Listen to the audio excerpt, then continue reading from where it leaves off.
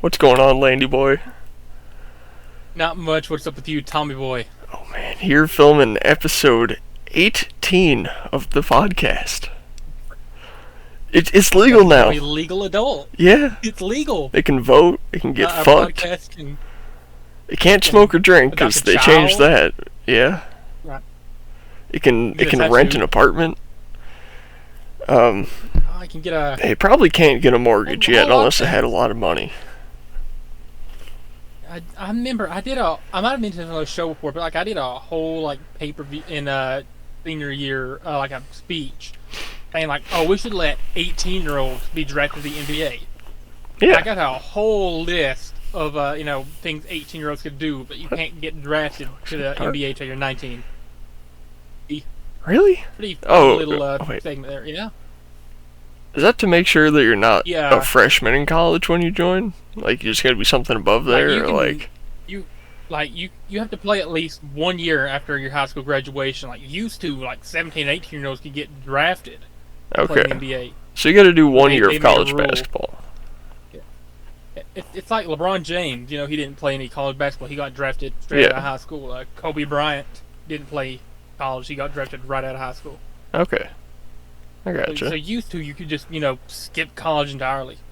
Now you're not allowed to do that anymore. But Yeah, be 1 year removed from anyway. that's probably a better choice for them. But, like, making sure that you gotta be in college if you want to be in the NBA. Like, yeah, you can do sports and make money, Right. but you're not gonna be a retard.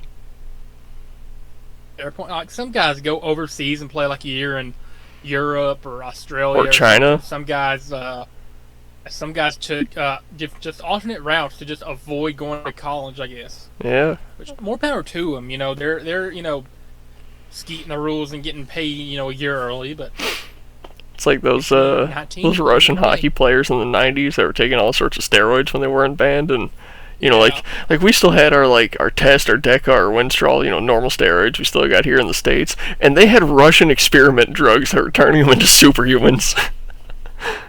And yet they still got beat by a team of scrappy, skinny, undersized, probably poor Americans in the Olympics. You just can't beat Americans.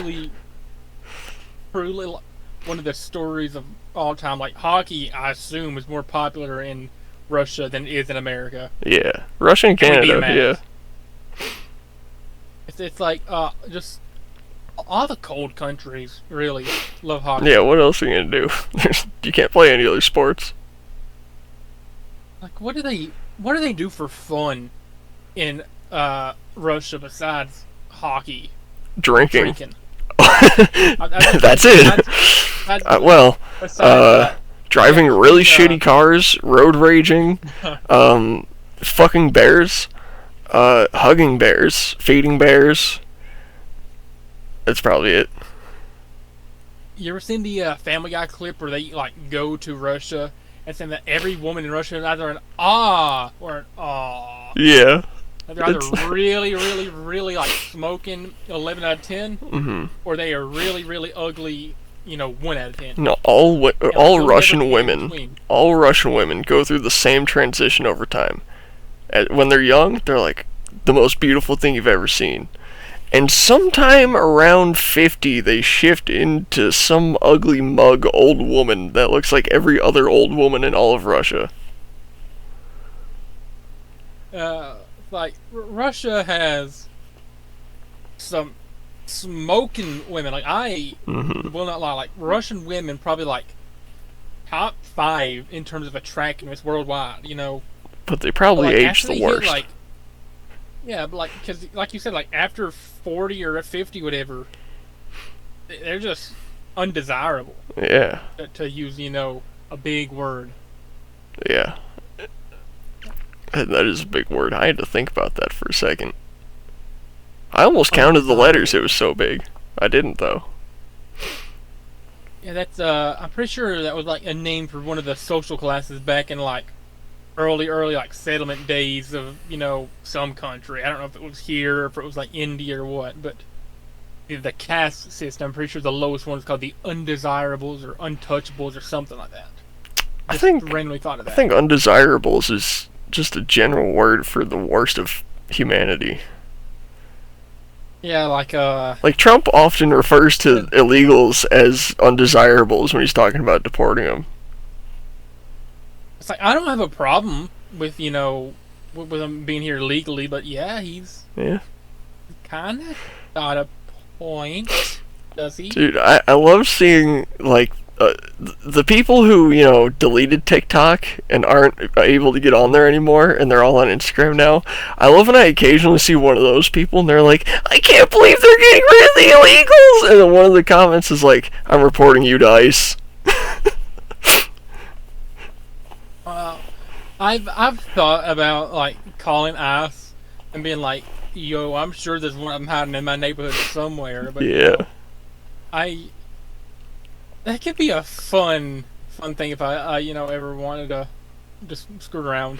Mm-hmm. Just call ICE, be like, listen, I live in this neighborhood. I'm sure that somebody has weaseled their way out of Knoxville for the big raids, and is hiding in this little suburb. Mm-hmm. Mirrored out. Better yet, Pigeon Forge has a ton of them. Oh, yeah, for sure. I bet there's a lot of Jamaicans in Pigeon Forge overstaying their visas, too. A lot of Jamaicans, a lot of Bahamas people, Bahamian, is that what you'd say? Yeah, I guess. Not frozen. No, I don't know what else you'd call them. Frozen on my end. Anyway, you got a lot of Indians come to Pigeon Forge. I don't know. I haven't seen that many. It's like the amount of like Indian and like other Asian families that I've seen while working at Dollywood is absolutely insane. Yeah, I feel like I see a lot of Mexicans, a lot of British, and like occasionally some Australians, but yeah, that's about it. Australian. I really don't be seeing like Asians that much or Indians. No, you know what? I did have one family of Indians that came up to me. And look, I haven't met that many Indians in my life, but I know that there's Indians that don't stink. Like, there's ones that figured out showering. This family that came up to me was not one of the ones that figured out showering yet. They smelled like curry and sewage. Like, from like 10 feet away, I could smell them. I was like, fuck. That's why I like don't want to visit India when we're going on our little Asia excursion to Tajikistan and all that in the future. Have you ever flown on a plane? Once, yes, about 10 years ago. Okay. Alright, this might not be as vivid for you as it is for me, because I fly a lot.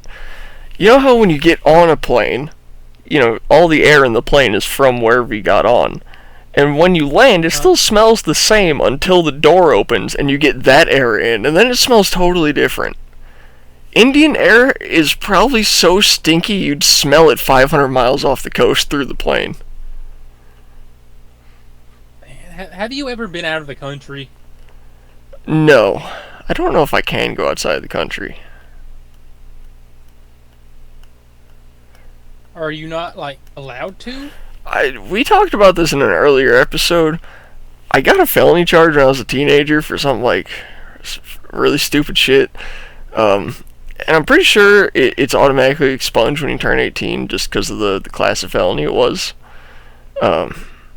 If not, it's a fairly easy process to get it removed. It just costs a little bit of money. So I should be able to get out of the country, no matter what. I don't think it's actually stuck, but it might be some complications if I tried. You trying to go to AEW Australia and see Jamie Hayter? Oh my god, yeah. If I could get a passport, I would go to Australia to watch All In Australia with Jamie Hayter there. That would be incredible. We could get a sign and everything for your future wife. Yeah, man. I hope so. I loved your description in the last video, by the way, talking about like how you're actively getting into wrestling now. Yeah, I've been watching it a lot. I read all the descriptions. I hope you do. I hope everyone reads my descriptions. That's my favorite part of the videos. if you've not read any of the descriptions, I suggest you go back and read them all now, because like there's some interesting things in there. JFK, Yeah. MLK, Pakistan, RFK, Pakistan, Obama. Yeah. Yeah, wrestling. Talking about Jamie Hayter, Dakota Kai. Yeah. A whole bunch of stuff. I just grab my keyboard and whatever's on my mind flows out through my fingers and I don't even think about it, and a few minutes later I'm like, what did I write? And then I read it all and I'm like, what the fuck is this post? I mean, do you want to read the wrestling one I put up? I think for the last episode, right? Yeah, I'll pull it up on my phone on YouTube. Or, well, I say last, not last for you guys. It'd be 15 for us. Last one I uploaded. Yeah. Yeah, so this is 18. The last one we posted is 15, I believe. We're so far ahead. So well, no, because I put up 16 today. So. Okay, oh wait. If you look up the Unqualified Show on YouTube, by the way, the top video is the aftermath of AEW. Yeah. And now the vlog went live. Ooh. Yeah, I scheduled the vlog to go live at like a certain time, like right after vlog 15, the lead up to AEW. And when it posted, it just went private, and so I had to like reschedule it to go live so that it would actually get like the right engagement. And yeah, that was stupid. Yeah, YouTube sucks so much. I tried to upload a video, I'm like, put it up at this time, and it'll put it up, but it'll just make it private and like kill off the engagement because no one can see it. And I'll post it as live, and it's just it's not the same. So it's got 8 views already, though. Yeah, I think our first episode is like 18 views, and the next watch is 14. It's pretty good. 17, 14, 14, 12, 11, 11, 11, 10, 9, 9, 9, 8, 8, 3, 3. Threes? What are the threes for? 3 is the least viewed video. Yeah, but what video is that? Our least popular are episode 16 because it just went up episode 15. Oh, yeah. It's the 2 most recent. And then episode 4 did not get much traction at all. No, it didn't. Episode 4 is alright. Episode 4 is alright. It wasn't, the greatest thing anybody's ever seen. Anyway, it's a top 18 episode. The description for episode 16 is, ever since Landon took me to AEW, I haven't been able to stop thinking about wrestling. Yeah. I've been watching Royal Rumbles, Money in the Bank, which, by the way, me and Thomas here watched Royal Rumble. Yeah, we did. The last. I went and watched 2016 Royal Rumble on Peacock. And so, what did you think of the debut of AJ Styles? He came at number 3 that year. You're assuming I paid too much attention. Okay. I was just watching the match. 2016 was a crazy year because usually the winner of the Royal Rumble can pick a champion they want to wrestle at WrestleMania. Yeah. 2016, the Royal Rumble match was actually for the WWE Championship that year. Little one-time thing they did. But you said I've been watching Royal Rumbles, Money in the Bank, Hell in a Cell, Elimination Chamber, which is next month, by the way, and standard matches alike. I gotta say, I like the women wrestlers a lot more. They run a way better show at any given time. They do. It's the huge main event where all the big name guys earn the most money and risking stuff a bit more. I feel like you would have really, really enjoyed the Cody versus Kevin match then. Yeah, where he hit the ladder, right? Like he got the ladder straight to the spine. Yeah, that was crazy. Yeah, Cartman versus Homelander. Yeah.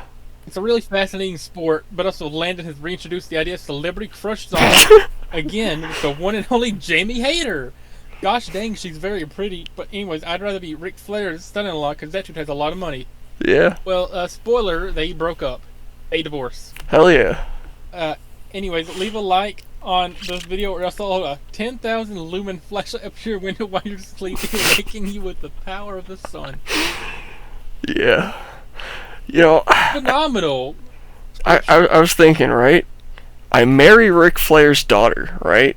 Let that be my wife, and then I can inherit some of Ric Flair's money when he dies. Okay. Well, she kind of looks rough now. She came back. Here's the thing. In the women's match. Here's the thing. Here's the thing. I'm not done. I'm not gonna let my wife stop me from finding my true love with Jamie Hayter, though. You know, I'll marry Ric Flair's daughter to get in that inheritance. But my main piece it would be Jamie Hayter. This was her literally last night. Oh God. Yeah, you know what she reminds me of? Ric Flair. There. Oh. I mean, the difference is uncanny. Oh, that's rough. Yeah. Yeah, Cher did not age well. Cher was hot for a couple years. There we go. There it is. There it is. That is Charlotte Flair right there. Now, Yeah. Cher in the 70s, bro. She was. You know what? Now that I've. There is only one 70s woman I could put over her. Oh. Yeah. Either Carly Simon or Dolly. Oh, I'd Dolly 100%. Like that. Exactly. We brought this picture from like the last 5 episodes. Yeah. I swear, man. No, yeah. Ooh, Not now. I need to click on that. Let me see. Huh. Let me just, you know. I haven't seen a picture of Cher in a while. Like, I had no idea what she looked like. And now that I've seen old ugly Cher, I feel like I can see where the ugly starts, even on pretty Cher. Yeah. And I mean, the 70s had some who's that chick from the Mamas and Papas? That not the fat chick, Yeah. but the one right there. Yeah, she's hot. Her name Michelle Phillips. You know, whenever they would make the band lip sync on stage, she would bring food up and eat it while her part was singing. Yeah, I mean that's a clip that got passed around, but she did that a lot. There was quite a few times where she'd like just eat something on stage just to show that she wasn't actually singing.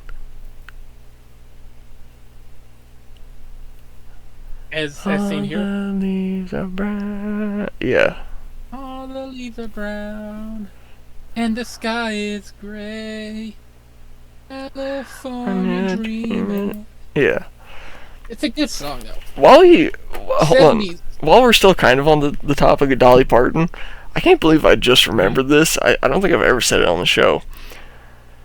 I found a old abandoned store that used to be owned, probably not by Dolly, but someone in the Parton family. Oh. This had to be 12 or 13 years ago. Well, now let me think. No, it couldn't. It wouldn't have been more than 11. So it's like 10, 11 years ago.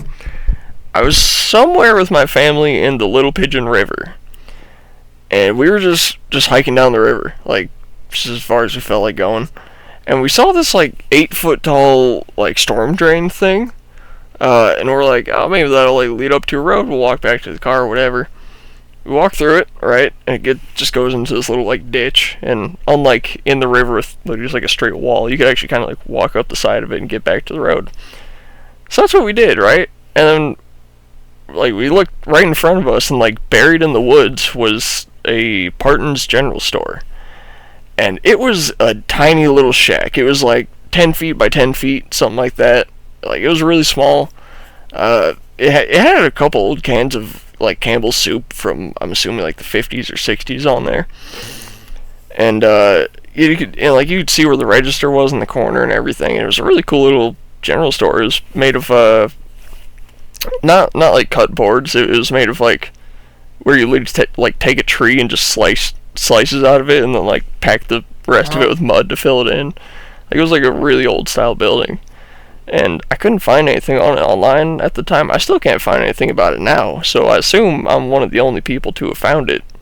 But somewhere out there in East Tennessee, directly next to the Little Pigeon River somewhere, is a Parton's General Store that used to be owned by someone in her family. If we're ever out in Pigeon Forge, we gotta go find that.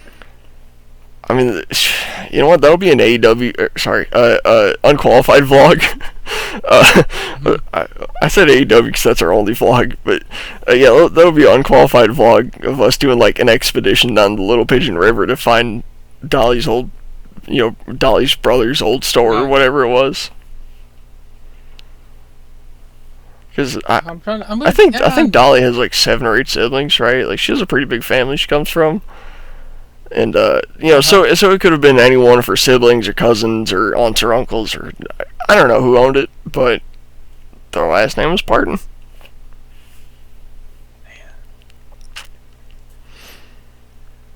So I'm reading here the broadcast start time. Never mind, you saying AEW reminded me the Slam Australia is taking place February 15th. Today is the 4th. Yeah. 11 days from now. You want to watch that like we watched the Royal Rumble? I'm trying to figure out time to watch it. Just take whatever time it's in. It starts at. It can be 12-hour different or 14, depending on where it's at. Saturday, February 15th, 2025 at 2:30 a.m. Oh. Okay. Says TNT will air AEW Grand Slam on Saturday, 2:15 at 10:30 p.m. Eastern, or whenever NBA All-Star Game concludes. Okay. Okay. Well now. Okay, it starts at 5:30 Australian. 5:30 in Brisbane. I don't know. Whatever. Yeah. And shout out to Tajikistan. Shout out Bo. Shout out Larry. Shout out Christy. Yeah. Shout out everything we shout out. And anti-shout out to everything we anti-shout out. Yeah. 5:30 AEST. Anti-shout out communism. The anti-communism motherfuckers be like, name one successful communist country. The motherfuckers can't think of one because there ain't one. See, if you think about it, communism, it don't really work. It could work on a small scale, You could have like a group of farmers, they all, specialize in different things. Maybe together through trading and through farming and whatever. They could generally start a bit of a commune together where they can survive off what they grow. They still need a little bit of outside support, though. You still need seeds and whatnot. So at some point, you gotta be a capitalist. You gotta go out and buy shit. Even if you look at communist countries like Russia, then, or I'll say the USSR, not specifically Russia, because Russia's not fucking communist at all. Like they're perfectly capitalist over there. Even though like half the companies in the world stopped operating in Russia. Literally a choice of capitalism. Yeah. Have you seen the Russian McDonald's? Yeah. It's still Hold on. Like, that company, guess what, is owned by McDonald's. oh, okay. Yeah, the rebranded new not McDonald's. McDonald's owns that. It's still McDonald's. It's the exact same food. They didn't change anything. Same with virtually every company that left Russia. They just made a different company to sell the exact same product in Russia in. It's all PR, guys. Into it, but yeah, I read into it when it happened. It was all PR. They didn't actually change anything. They never left. And yeah. Anyways, you look at even the USSR, right? That was not a communist country. Like, we hated them because they were communists, whatever. Yeah, their government claimed to be a communist party, but if you look at society, then they still had jobs, they still got paychecks, they still had to buy shit with money. That's capitalism. Russia ain't got nothing on Tajikistan, though. No, not... Well, I would imagine they probably supply literally everything to Tajikistan because, first of all, they're landlocked. Second of all, there ain't shit there. They're 100% a mass importer from Russia, and their whole economy probably relies on Russia's imports. That reminds me, there is a place that I really, really kind of want to visit. I've seen this, like, I've been watching a ton of videos. You've got me kind of hooked on researching Tajikistan. Mm-hmm.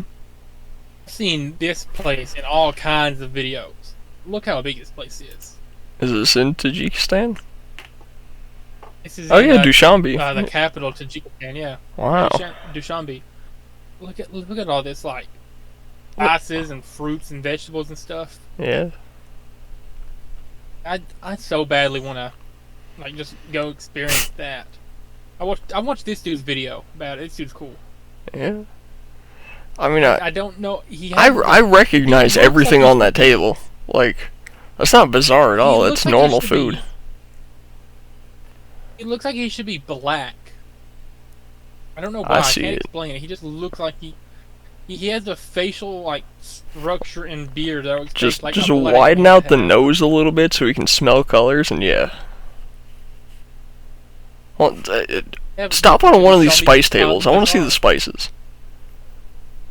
Yeah, like, I mean, that's really. Oh. Look at all that. Wow. That's not really a great picture. Right here, man. See, I love this kind of stuff. I love when you can walk into a food market and they got like piles of spices. Like, that shit gets me hyped up. Like this dude on. I mean, it's... No, yeah, that dude right there with all the bowls. I want to see that guy. This guy. I want to go to Tajikistan and buy something from that guy. He looks like he has some good shit there. I mean, like, I don't know. Whatever those orange things are, those look amazing. I was thinking that too. They kind of look like those little, caramel cube candies you get.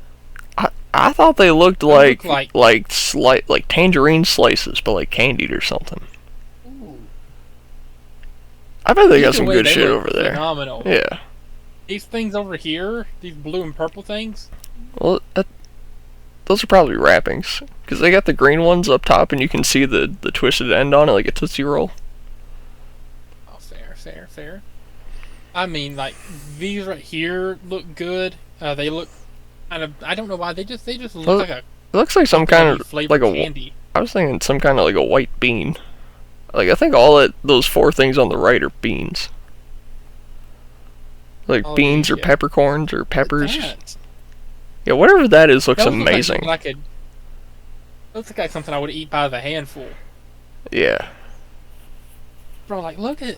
Have you seen the Tajikistan, like, circle bread? No. They got their own kind of bread? They're humongous. Ooh. Yeah. Well, that looks good. This is either Tajikistan or Kyrgyzstan one. Oh, it's naan. It says Tajik bread. Yeah, it's naan bread. Hell yeah. But they cook it... Tajikistan that is actually beautiful. Yeah, I saw a video. Oven pit?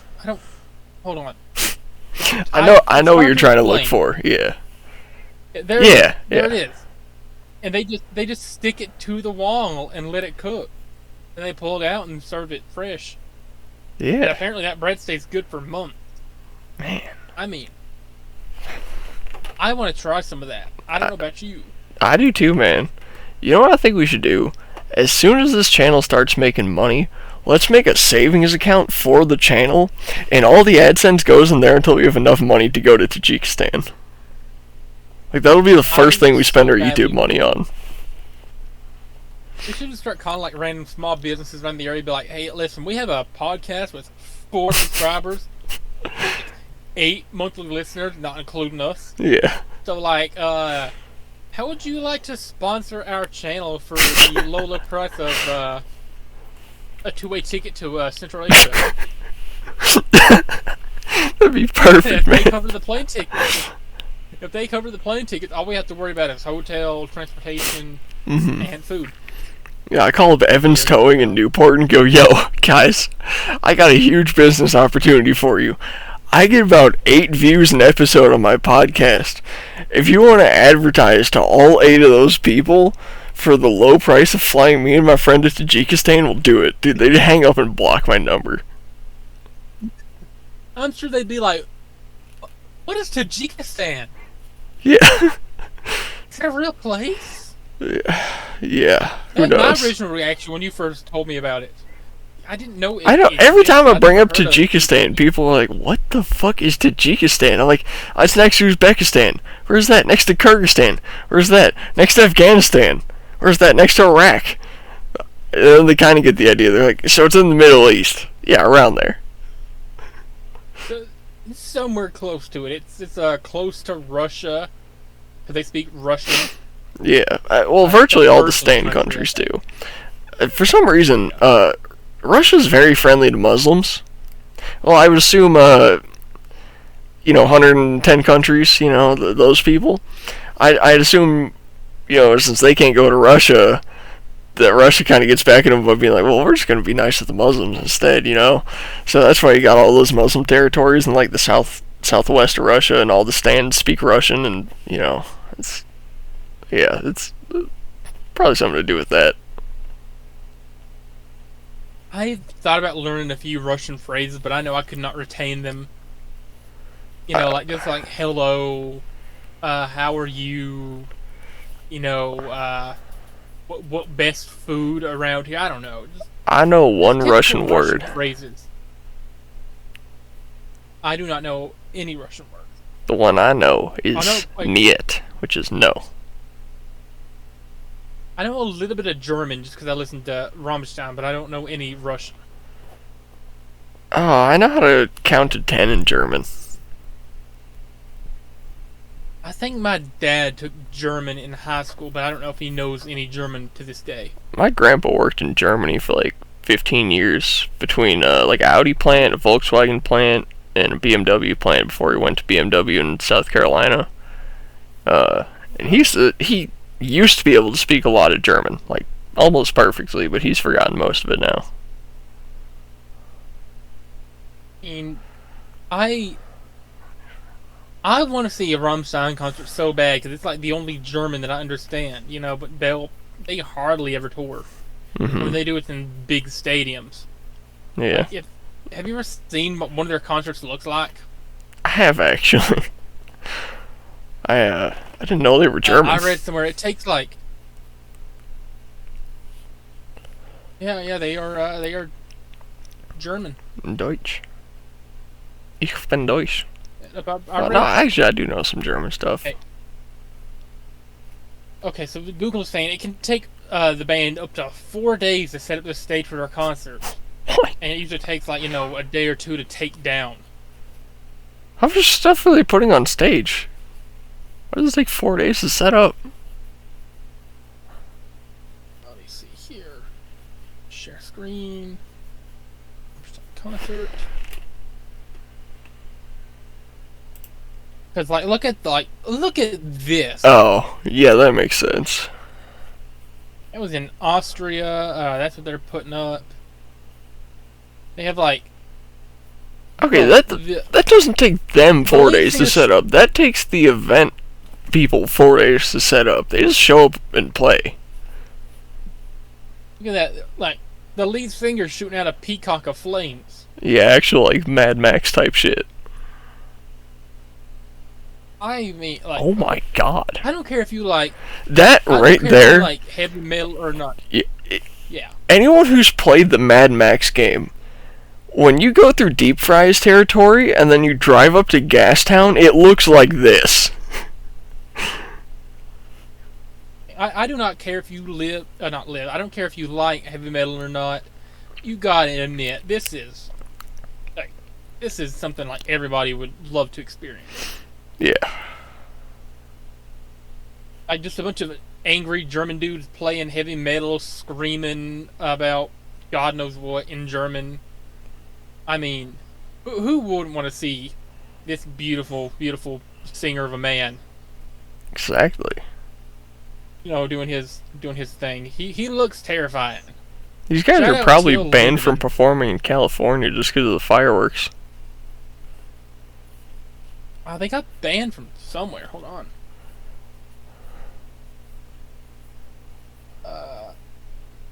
To Or no, Dirtly. banned from display in Germany. Maybe that's what it was. Okay, so they didn't sign a contract with America. That's yeah. Shout out Rammstein. I love. Yeah. Look at like that. That right there is like a perfect angle of their stage. While we got Google I don't open, know. this is a far less intense thing, but could you try to find a picture of, I think it's Avenged Sevenfold, the drummer's drum kit is like, it's like 3 layers of like 8 drums going across, and they're like all different sizes and pitch. Okay, yeah, kind of like on the bottom right there, you can see like they have a setup almost like that at one of their shows I saw.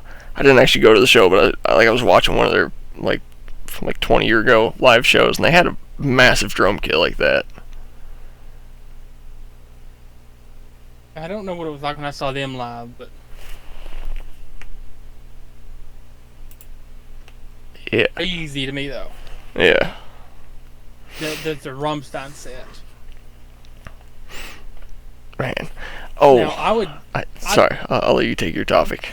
How you going? I got one. How Okay. you going? I got one I've been holding on to for a while. I know you don't be watching much of the porn. You know, you don't be jerking it that much. But I feel like you might know this name, Emily Willis. You familiar? The name sounds familiar. Is she the one that a vegetable? Yes, that's what I wanted to talk about. Yeah, I saw a TikTok about that a few days ago, talking about how So yeah, something happened to her. She I want to overdose. I want to pull up an article. Yeah, I want to pull up an article so I can like get the right information about this. Because I don't want to misquote anything. This is a very I'm not gonna say serious. A very I don't know how to describe it. but first, I just want to pull up a picture so you guys know who we're talking about here. I don't want that. I don't want a porn star going to my Google search history. But right here, Emily Willis. All right, that light's not that good, but that very girl, attractive, very pretty girl. very Yes, attractive woman, very good looking girl. if I saw her in the street and didn't know she did porn, I'd be like, that's wife material. Yes. So, why the fuck won't this let me? What the just? All right. Apparently, I can't look at the New York Post. It won't let me scroll. Let's try Lad Bible. All right. Doctors reveal devastating effects of daily ketamine use after Emily Willis is left permanently disabled. I just want to say I've jerked off to this woman a couple times. All right. At least I got my tributes out to her while she was still there to receive them. So, okay, it says here that she was taking 6 grams of ketamine every day. In the report I had read earlier, I forgot where it was from, maybe Vice or something. It said between 4 to 5 a day. Regardless, that is an insane amount. I love ketamine. All right, I'll be honest with that. I love ketamine. That is top 3 drug. Now, yeah, maybe top 3, definitely top 4 drugs for me. Actually, I'm gonna say top 4, and it's number 4 for sure. Actually, no, I had that somewhere on my drug list. It's probably lower than that, and I'm forgetting something. Anyways, when I do ketamine, man, I go crazy with it. I do ketamine until I can't physically move to the point where I can't do ketamine anymore. And then when I can move, I'll do more, okay? Have you ever been drunk, Landon? No, I'm not. Damn it. So, Quite innocent. yeah, so you're not going to know what I'm talking about, but ketamine feels like a level of drunkenness that you could not drink yourself to without dying. Like if I snorted like 200 milligrams. Sorry, wait. No, 200 would be a lot. If I snorted like 50 milligrams of ketamine, that's probably what like a normal bump would be for me. It would take you like 3/4 of a bottle of like a 1.75 liter bottle of vodka to get to that level of drunk. So, if I'm on like a crazy bender where I'm doing like 300 milligrams in a night, you'd have to drink like 6 nearly 2 liter bottles of vodka to keep up to the level of fucked up I'd be at. But because I'm on ketamine, it's not gonna kill me, right? How the hell do you get to 6 grams a day? Like, first of all, ketamine usage, I've covered this when I did my drug tier list. You should not abuse ketamine because it damages your urinary tract, it inflames your, what's the thing that holds the piss called? The bladder, and it can cause urinary incontinence. Something that apparently she dealt with. I don't, because I don't do ketamine anymore, and I stopped before that really happened. But like I have said before, I get like sometimes I won't realize I have to piss until it's like about to come out, and I'll have like 30 seconds to find somewhere to piss. 6 grams a day.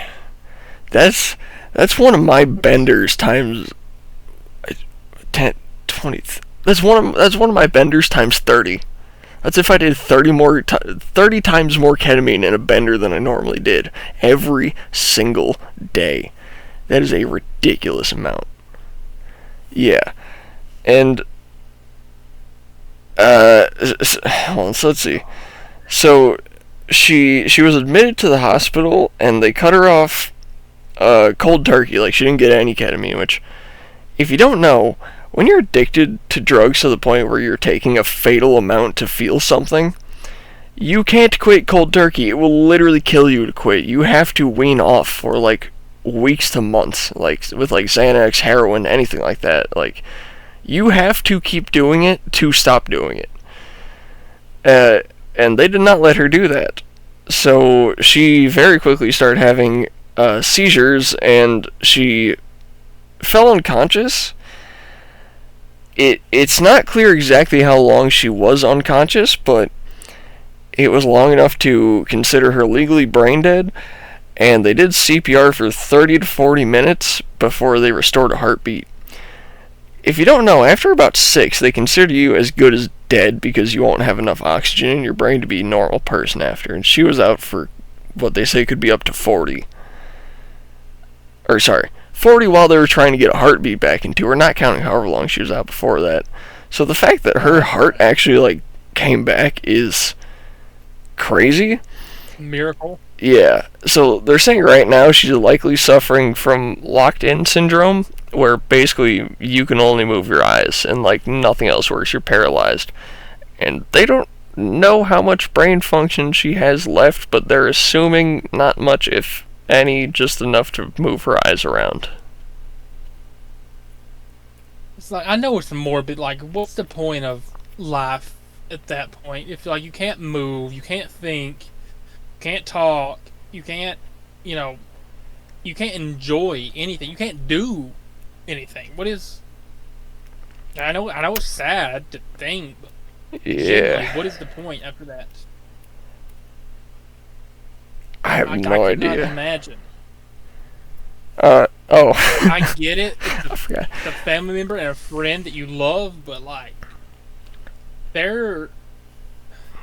I can't believe I just forgot one of the side effects of ketamine. The K cramps. It mentions it in the article, and that's why I was like, oh yeah, it's a thing. I've never gotten those because, again, I don't do retarded amounts of ketamine. But people who do will often get what's called the K cramps, where like every single gut and organ thing inside of your lower abdomen just starts weeping in pain, and you feel it, and just everything cramps up, everything hurts, and it'll like make you feel sick and vomit for like days. Like, it's terrible. If you abuse ketamine and you get K cramps, like, that shit'll take you out. Man. Like, I don't plan on ever using it personally, but more if you do, I guess enjoy it. Yeah, yeah. Not personally my thing. I don't know. See, I'm not gonna be the kind of person to tell anyone not to do drugs, because I've done so many of them, and if I had the ability to go back and not do them, I would not do that. I think I took the optimal route with drug use. So I'm not going to discourage anyone from doing it, but don't do 6 grams of ketamine a day. First of all, if you're doing ketamine, here's my advice: don't exceed 200 milligrams in a day. Okay, like the entire day. If you're going on a bender, don't exceed 200. And don't do it for at least 2 to 3 weeks after you've done it. Like you did it, the next day you wake up, wait 2 or 3 weeks before you do it again. Make sure that is 100% cleared out of your system before you introduce more of it. And really, that goes for any drug. I mean, take like MDMA for example. When I was starting to get into drugs and starting to get into MDMA specifically, everyone had what they called the 3-week rule, which is basically if you roll on MDMA, you gotta wait at least 3 weeks before you do it again. I don't know when it switched to the 3-month rule, but apparently some people started saying you gotta wait 3 months or you'll get serotonin syndrome and be depressed and go crazy. I'll say as someone who followed the 3-week rule, you're good. 3 weeks, pretty good amount of time. Maybe wait a month if you're serious about it. Regardless, if you're doing any kind of heavy drugs that do have a lasting toxic effect on you, wait a long time before you do them again, just to be safe. Don't do 6 grams a day like a dumbass. I mean, how much is like the regular though for somebody who's like considered addicted? How would you daily dose be? It depends, because, see, when I talk about going on a bender, I'm talking about, like, every, 10 or 15 minutes, I'll snort a little bit of ketamine, a little, 20, 30 milligram bump, just to, get me even more fucked up, and eventually, okay, hold on, I'll just be sitting there just, I just can't move or do anything or think for, 30 minutes, I can just barely reach over to grab the bottle, and then I'm, right back, and, I don't know, that'll last me 8 hours, 200 milligrams, so if you extrapolate that to a whole day, it'd be, you can maybe use 600 a day if you're getting really fucked up, but I'd assume most addicts probably keep it around 300 to 400, but once that tolerance builds up, like Emily Willis, who knows where it goes, it can go to grams a day.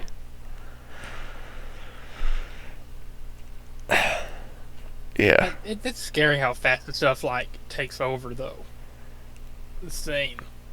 I don't like to say it takes over though. I've been addicted to a fair amount of things, Sort of. and really the conclusion I've came to is the drugs don't take control of you. The drugs will try to convince you that you don't have control of yourself, and you just got to push back against that and realize you do have control and that you can just stop. And that always helps. Like once you get past that barrier of I'm the person doing this, I'm the person that has to stop this, it gets so much easier. But that's a barrier that most addicts don't want to cross. Sounds about right. The closest thing to an addiction I have is probably the Dr. Pepper addiction I've got. Of course, Dr. Pepper. Yeah. I mean, I guess Dr. Pepper. it's probably technically a caffeine addiction. Or sugar addiction. Yeah, I mean, or both. I'm not addicted to gambling. I can quit gambling anytime I want, but I'm actually ahead. You don't gamble, you win. Yeah, I'm actually making profit this year. I am, I checked on some third-party platform, but I am actually in the green for 2025. Oh, quite nice. Had to check a bet that I've got live right now. Nice. I'm a good. What do you? All right, gambler. I'm not gonna say I'm good. What are you betting on? Basketball. Yeah. But basketball. What's your bet? Oh, okay. Let me check. So I need. I'm betting on assists today. So you know what an assist in basketball is, right? It's where you pass the ball to someone and they score and you get a point. Right. Yeah. Well, you don't get a point, but Oh, it's not like Call of Duty. You get points in COD for Right. assists. And so like so you pass the ball to somebody else, and they score, and all the points get credited to them. Okay. Anyway, Okay. so I have Austin Reeves of the Lakers needs to have less than 7 of those. Jakob Pertl of the Toronto Raptors needs 3 assists or more. He has 1 right now. And then Jalen Green of the Rockets needs 4 assists. He has 0 right now. The Rockets are having a good year, one right? game hasn't started yet. Rockets? I'm not too into sports, but they're having a good year, right? I've heard people talking about them. They're doing all right, yeah. Let's see. The Rockets are currently 32-17. Okay. Which puts them at 3rd in the Western Conference of the NBA. A sheriff just drove by my house. They're I don't know where they're going, but they're driving real slow down my street. They're cruising down. The Rockets are doing a lot better than anybody would expect it, though. Dude, I almost got hit by a cop today. Really? Yeah, so I have a really a massive update with the house, the new house. Can't believe I forgot about that. I was thinking about it before the show. That was one of the things I wanted to start off with, and I didn't. On the way back from there today, I was on 40, and there was a semi pulled over on the right. And the law is different by each state, but I know in Tennessee and Kentucky specifically, if there's a vehicle pulled over on the right shoulder, you have to pull into the left lane while you're passing them, and then you go back into the right lane. And if you don't, it's up to like a $5,000 fine or something. So I see the semi-truck pulled over, okay, and I see in my left mirror that there's a cop, like, maybe, I'm going to say 6 car lengths back, okay? But he was going kind of quick. Like, I saw him and he was like 10 car lengths back. I checked the semi, looked back, he's like 6 car lengths back. I'm like, alright, well, I gotta move over. I move over. I guess this guy was doing like 100 down 40. Cause he pulls up quick. Like 2 seconds from when I move over to he's like slamming on the brakes, like about to like screech into the back of me. And I know it was a cop because despite the tinted windows, I could see the light bar on the very, very top of the window is an undercover. And, they don't leave those in if you buy what do you call it, like an old police car. Right. What's the I can't think of the word when they when they get decommissioned. When you get a decommissioned police car, yeah, they take all the lights, the sirens, everything out of it, unless you're getting it for like show and display purposes. So this was a cop, and the dude almost hit me, and then I pull back into the right lane, and after we pass the semi, he just takes off again, doing like 100. I'm like, why are you going that fast? Yeah, well, first of all, no lights on. That was the thing. Like, cops can't speed if they don't have their lights on. That dude did not have the lights on, so if he would have hit me, I would have got some money. Also, speaking of 40, I don't know why this dickhead didn't pull over about a quarter mile before, because there was a woman literally playing with her dog in the middle of the highway. Like, I got onto the highway, and there's a section where it kind of goes, like, uphill to the right, and then curves to the left and goes down a little bit. And she was, like, over the crest of the hump where it starts going left, literally, like, in the lanes playing with her dog, and me and this truck had to, like, slam on our brakes not to hit the chick. She's like, ah! Like, standing in the middle of the road. And I'm like, get the fuck out of the road, you dumb bitch! I screamed out my window, and she just ran, like, straight to her car. I'm like, so you actually just like yelled that to her? Who the fuck plays in traffic in a highway with a dog?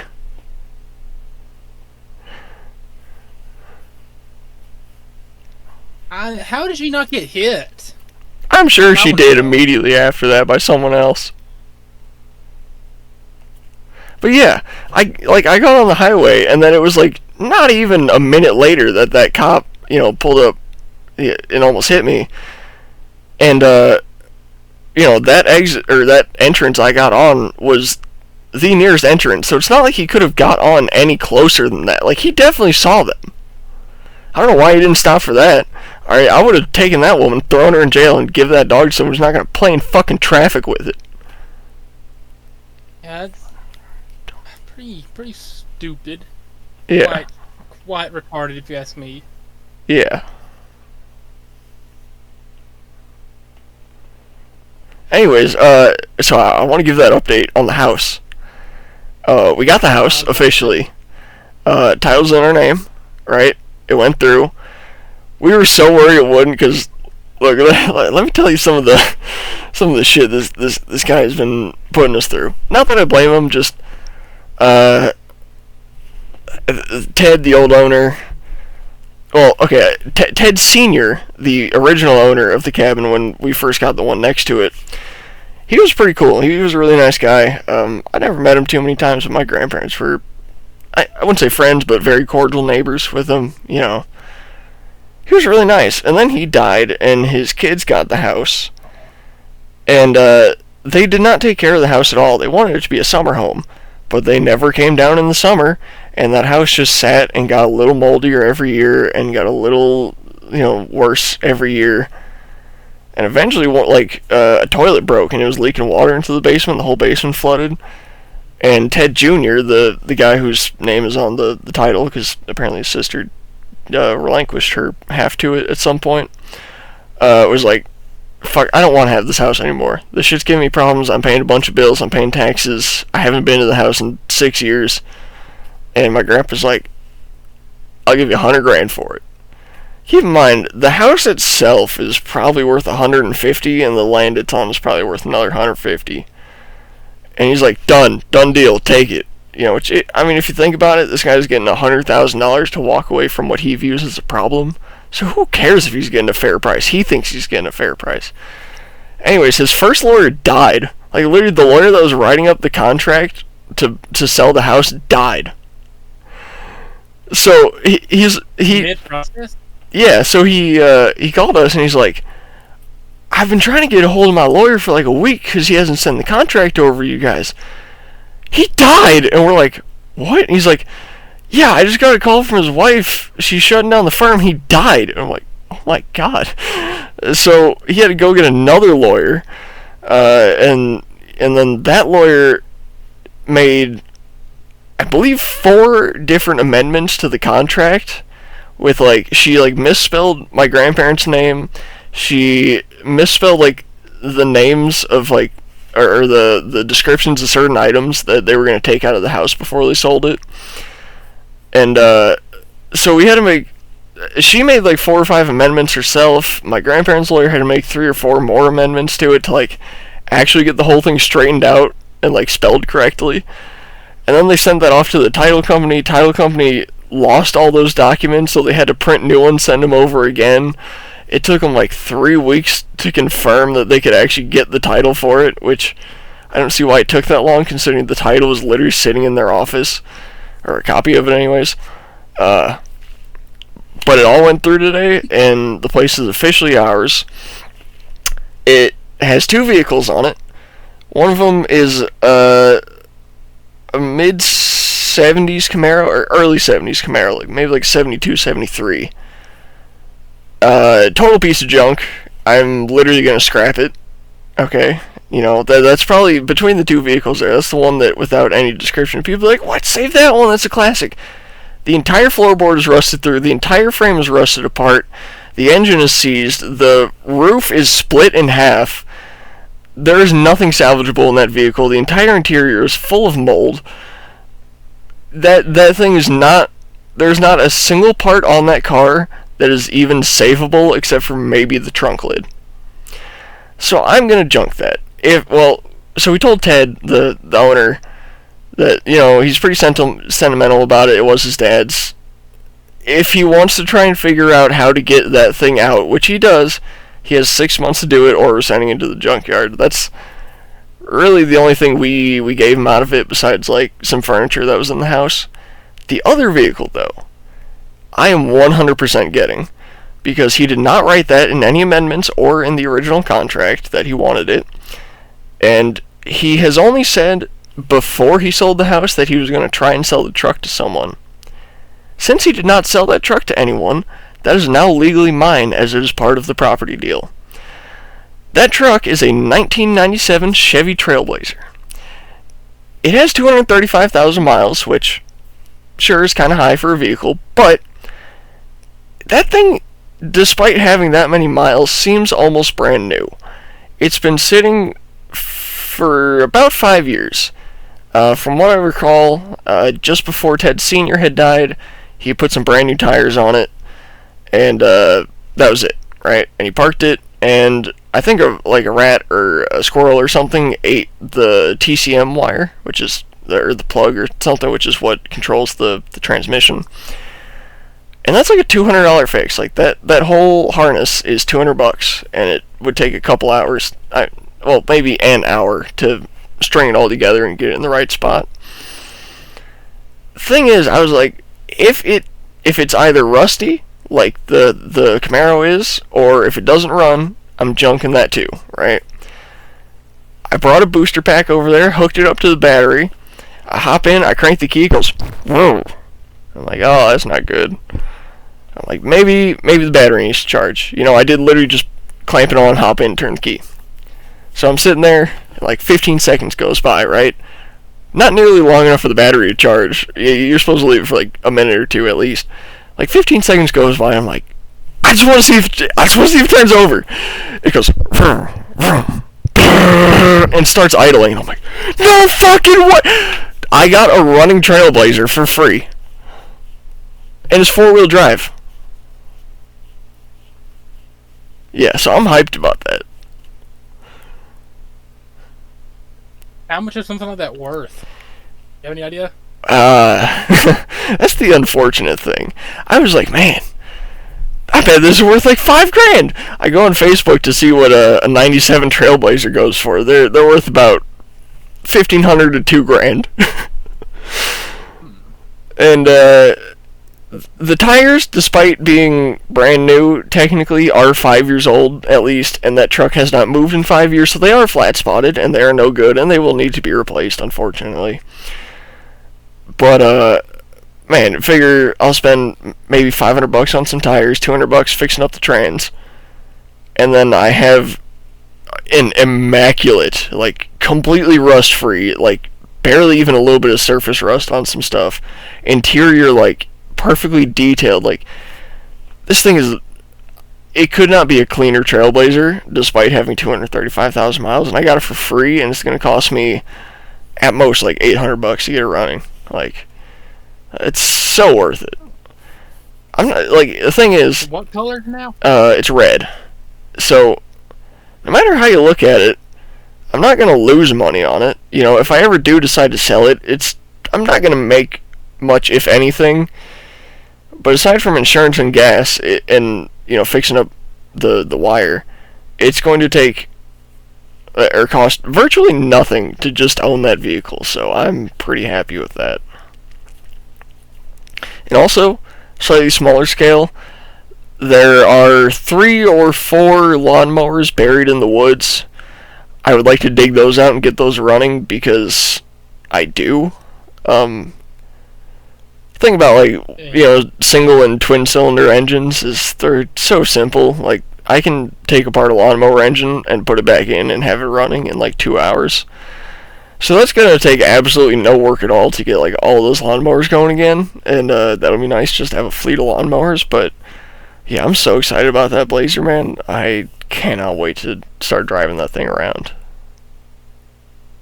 And you need to get all of them, start racing them. That's what you need to do. Oh yeah, and because it's a 97, making it a first-gen Trailblazer, it is based on the S10 chassis. So the S10 and what people call the S Blazer, which is just the normal Blazer, the 2-door one, are quite literally the exact same. Like the front clip, the frame, everything on the inside is the exact same. Only difference is you either get an SUV or a truck bed. With the Trailblazer, it's a 4-door, so it's based on the long bed S10 chassis, but it's a different cab on top, so the geometrics of it are a little different, but it's basically an S10, which is great because I love S10s. They're like probably my favorite truck in the world. So Yeah, I mean that. I don't know. I'm so hyped. I have a million ideas of what I want to do with the thing, and I'm not going to do any of them because I'm going to get it running and driving and keep it stock and drive it. Is it like a daily drive or just like the have? Not as a daily driver. I'm going to keep my Honda as my actual daily because that thing is such a piece of shit, and I love driving it. I mean, that thing is close to 290,000 miles now. Like, I'm just going to drive that thing till it literally falls apart. And it is falling apart, and I'm trying to stop it from falling apart. But when it literally becomes undrivable, I'll stop driving it. The Blazer is just going to be a nice, like, cruising vehicle. Maybe if I want to go off-roading or something, I'll take it around. Or if I got, like, well, my Honda's only a 2-seat. So, like, if I have more than you or one other friend to drive around, I'll take the Blazer, Like if you, me, and Sean wanted to go to AEW, I'd have to take the Blazer because what's Sean gonna do? Sit in my trunk? Right. So yeah, it'll be nice. Yeah, I'm sure Sean would. Well, yeah, he definitely would if I offered, but I'm not gonna do that. We've got kind of like an independent promotion or something. It's like a little, smaller scale one to go to. You need to experience that like the lower levels. The people just like breaking into the business and stuff. Like redneck brawls? I feel like you'd really enjoy that. Listen, if you want to go to redneck brawl, I'm down. I know you saw my comment on there, but just for the people who don't follow me on Instagram, I gotta tell you, Landon sent me this post for redneck fighting. There's just these two fat inbred guys talking shit to each other over like an IG reel, and I left a comment like, "This is my calling! Get me in the ring!" I want to get in there so bad. One of the guys at the Redneck Brawl coming up, this is February 2025, as we're saying this. One of the guys in Redneck Brawl used to work with my dad back in Kentucky, so pretty cool. Yeah. I might ask my dad, like, hey, you think you can talk to your buddy, see if he can get us backstage? No, if I go backstage at Redneck Brawl, somebody else from my hometown was recently in it, too. Yeah, that'd be cool. Man, see. I mean, I don't know what goes on backstage at Redneck Brawls, but I'd be down. So, is Redneck Brawls like wrestling or boxing? Because Brawls gives me the idea that it's boxing. So okay. Speaking of boxing, I have been enthralled with VR boxing. I VR box for like an hour a day. Like, I'll put on my headset, I'll put Creed on, and I'll just start boxing. And I love it so much, I want to box someone so bad. Because I've gotten so good at that game. Just, like, dodging punches, countering them, whatever. Learning every weak point, every swing, every opening, trying to just fuck over your opponent, And when I go in that ring, it might not be a virtual ring, but I'm going in to kill. I'm going in there. I'm not swinging light, you can go in there and be like, just limp wrist, throw your hands around, and it'll count you as beating the guy up. I go in there like I'm actually about to fucking kill someone. I'm swinging with 100% of my muscle. And that shit gets me going, and I want to box someone so bad. I do want to be a pro wrestler. But like Brock Lesnar, I would really like to have, like, just a little stint in the UFC where I get to beat the shit out of some people. I've also slightly adapted my gym training towards being able to box better by just doing a lot of tricep workouts that allow me to extend, like, all the way and just doing it as fast as I can. Just bah, bah. Like, I'll put like 85 on chest press, so it's like bah, bah, bah. I feel like the extra weight behind me, like, basically, punching as hard as I can just makes me punch harder. Got it. Yeah. It's incredible. Yep, so right here, section Q, that's where we were for AEW. Yeah, but we were the next row up, actually. These are our seats for AEW. Those are our seats for AEW. Okay. Section 7. Yeah. Q2 row 7, 6, 3, and 4. That's where we sat for AEW, right here. I thought that was just the lower section because it had that in one square where the other one had it in two, but yeah, I see that now. Okay. Oh, so this is every available ticket. I hate to have to zoom out to get it to reset that. But anyway. I wonder, are there any ringside tickets? Ringside, definitely not, I'm but interested mainly. I mean, how expensive could it be to sit damn near ringside? Like, okay, well, The closest we're gonna get is row 4, and those are what the fuck? 177 each. I thought it'd be like $20. Redneck, Is this a big thing? this is running out of a. Yeah, this is like a whole series they do. Okay, what if? They tour the southern United States doing these. Okay, I didn't know that. I thought this was like a one-off thing. What about the section below us, but still on the upper floor? What are those costs? Because that'd be a good seat. The section where we were, but like down here. Yeah. Well, there's only two individual seats. I'm looking for two tickets together.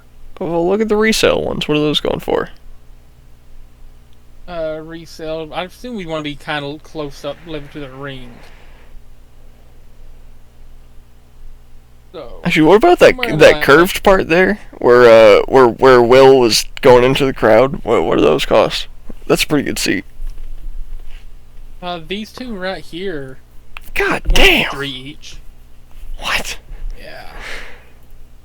For example, okay, or I guess for reference, I only paid like $180 combined for the 2 tickets to AEW. Yeah, and that was after like taxes and fees and everything. Like the actual tickets weren't even half that. For this section right here where we sat, down here. Yeah. I paid a grand total of $180, and we had like really, really good seats. Not like right here. How much would those be? $159. Like, what about the back corner where nobody wants to sit? Those are $50. That's insane. Up here, maybe like the balcony over the entrance ramp. Ooh, that'd actually be a pretty good seat. How much are those? $44 each for over the entrance ramp. Really? It'd be $85. What about like closer to straight on with the ring, so we're kind of in the aisle that they run down? Yeah, like take like that group of 3 right there. What are those going for? Well, this is like above. This is raised over where the AEW entrance ramp was. Yeah, but I'm thinking if we're basically straight on with the aisle, like that'd be pretty nice. Like getting able to just, like nothing in between us and them, just staring straight down at them. And if you want to take Sean, that would be $126. So 3 tickets to this would be cheaper than 2 to AEW. That's not bad. I'd low key go to this though. Shoot, 22nd. 25 widely entertaining rednecks. So you're paying for $25 in matches though. Oh my god. And the hottest ring girl bikini contest in the Appalachian Mountains. That makes me think it's gonna be a bunch of like collar girl, like 2 teeth, inbred, but my type. Yeah, man, that's crazy. You know what? I could definitely shell out $126 to take the 3 of us to redneck brawls. What would something like what would these tickets right here be? Is it not going to tell me the dang price of them? Oh, those are $4. Yeah, we looked at those. Yeah.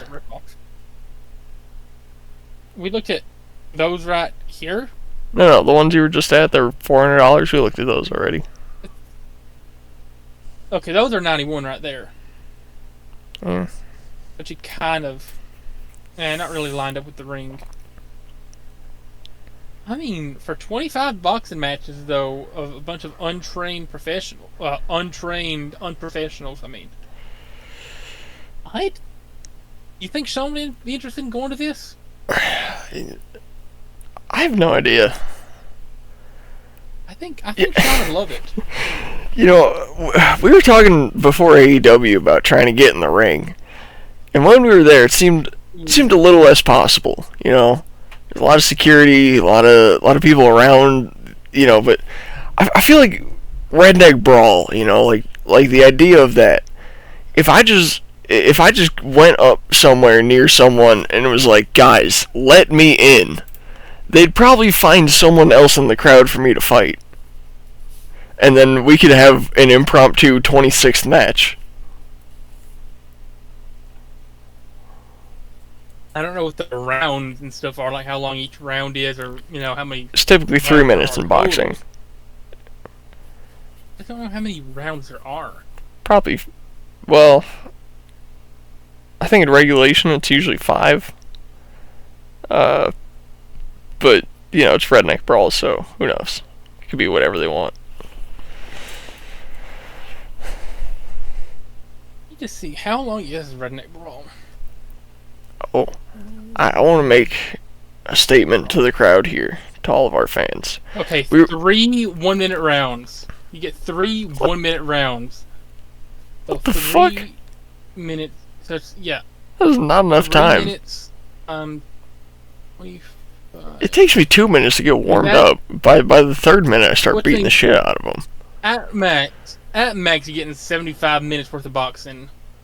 Brawls are typically around 3.5 hours long, with fights lasting 3 1-minute rounds each. There's a 1-minute rest between each round. 16-ounce gloves and no headgear. The promoter paid for the fighters' boxing licenses. Fighters must be between 18 and 45. Professional fighters are not allowed. I don't think VR boxing training qualifies me as a professional, so... Redneck Brawl Night, Appalachian Throwdown. God, alright. Can you be our Jamie for a second and figure out what it would take to get me in there while I explain something to the audience real quick? I will gladly. Alright, so we were talking about addictions earlier. And I'm not... that was fast. I'm not going to say I'm addicted, but I do smoke a lot of weed. So one of the things I'm going to work on this year is smoking less weed. Not because I don't want to smoke weed. I do. I figured this out a couple of years ago. If I smoke a lot less, I get a lot higher. So I kind of want to get back to that because I've been smoking way too much. So take a look at that. Take a look at that tiny little dab there, audience. Alright, that's like a quarter of what I would usually dab. That's my dab for the show, okay?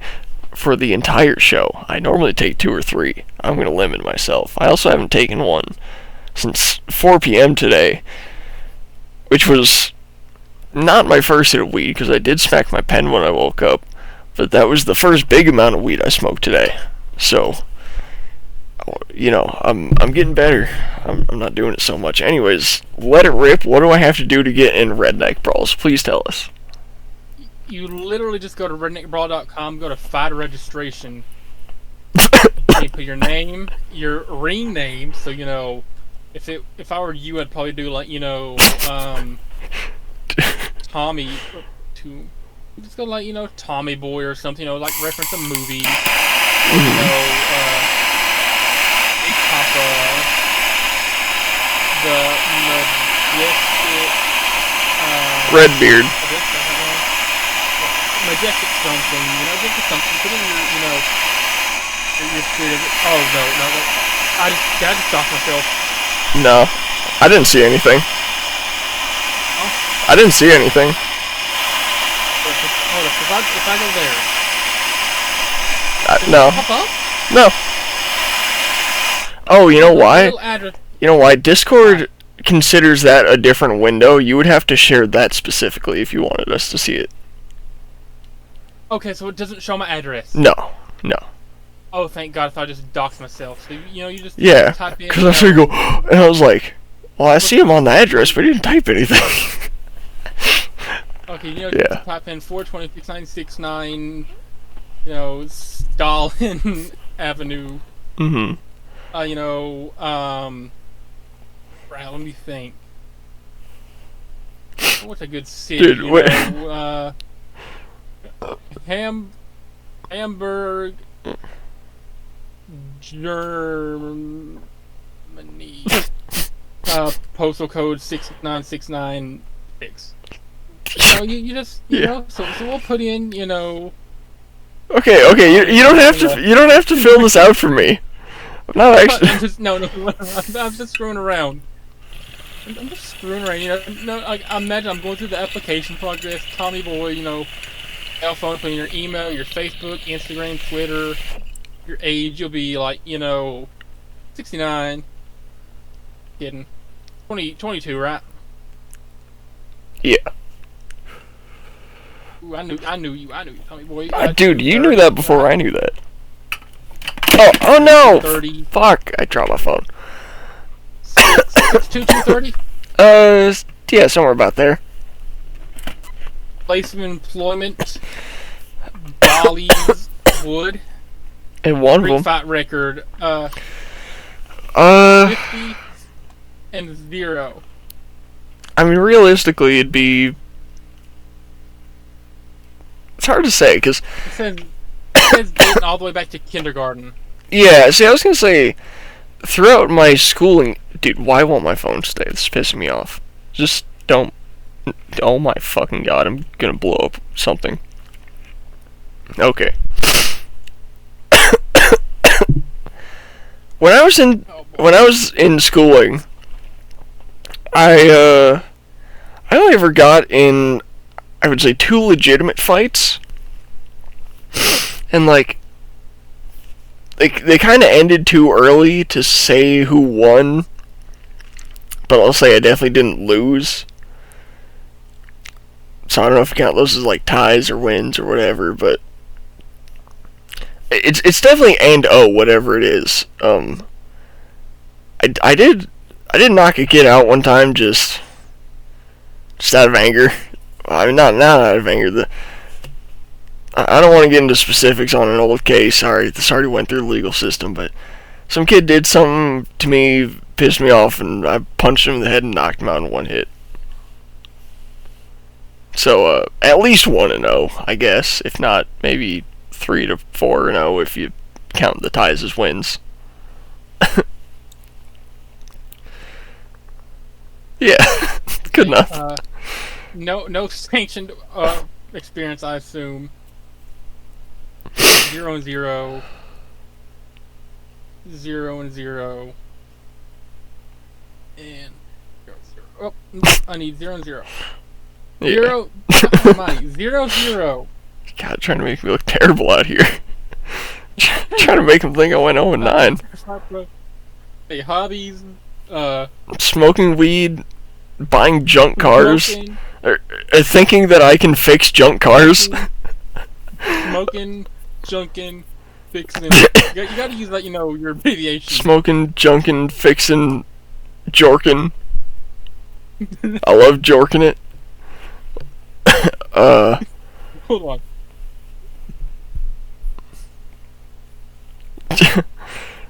Yeah, good enough. And then we'll go, you know, reaming at Dumb. Just dumb people. I don't yell at customers. Okay, I will have an attitude with customers. I'll be like, no, ma'am. Actually, that's not how it works. I scream I scream, genuinely scream in anger at dumb people. We going at the there we go. Add in all the apostrophes to make it look official. Grudge. Ooh, do you have a grudge with someone you're willing to fight? Everyone in East Tennessee that drives under the speed limit on back roads. I'll just say anyone in East Tennessee. Yeah, I guess. Any driver hold in on. East Tennessee. No. Any slow driver in East Tennessee. Let's be accurate. Any slow driver, and then comments. Let me. Let me think here. I'm trying to think of something funny. Think of something funny. Oh man. I'm only doing this so I can hold on. I got a better one. I'm only doing this so I can put my winnings towards a flight to Tajikistan.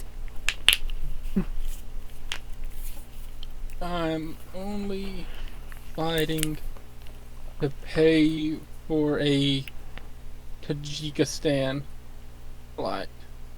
Good enough. Wait. You just Wait. I would be in super heavyweight, which is 202 to unlimited. Landon, every single person I've seen in the Redneck Brawls video is in that unlimited range. And they're a lot heavier than I am, and I don't want to go down to 202.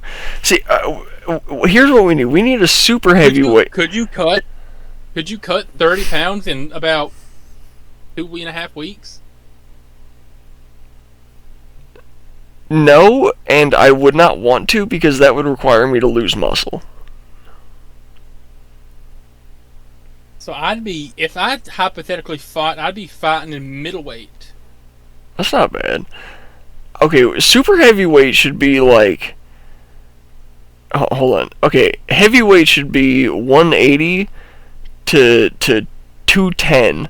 Super heavyweight should be 210 to like 240. And then there needs to be an ultra heavyweight that is 240 plus. That would be fair. I'm still within the size of like a normal person. Okay, we figured out I'm the same size as a lot of pro wrestlers. I'm not as big as, Mike Tyson, that fat dude in the overalls in the Redneck Brawls video. Probably half the dudes that are going to show up there. Okay, those guys are touching the 300-pound range. I'm barely above the 200-pound range. They would kill me. That is not a fair class to be in.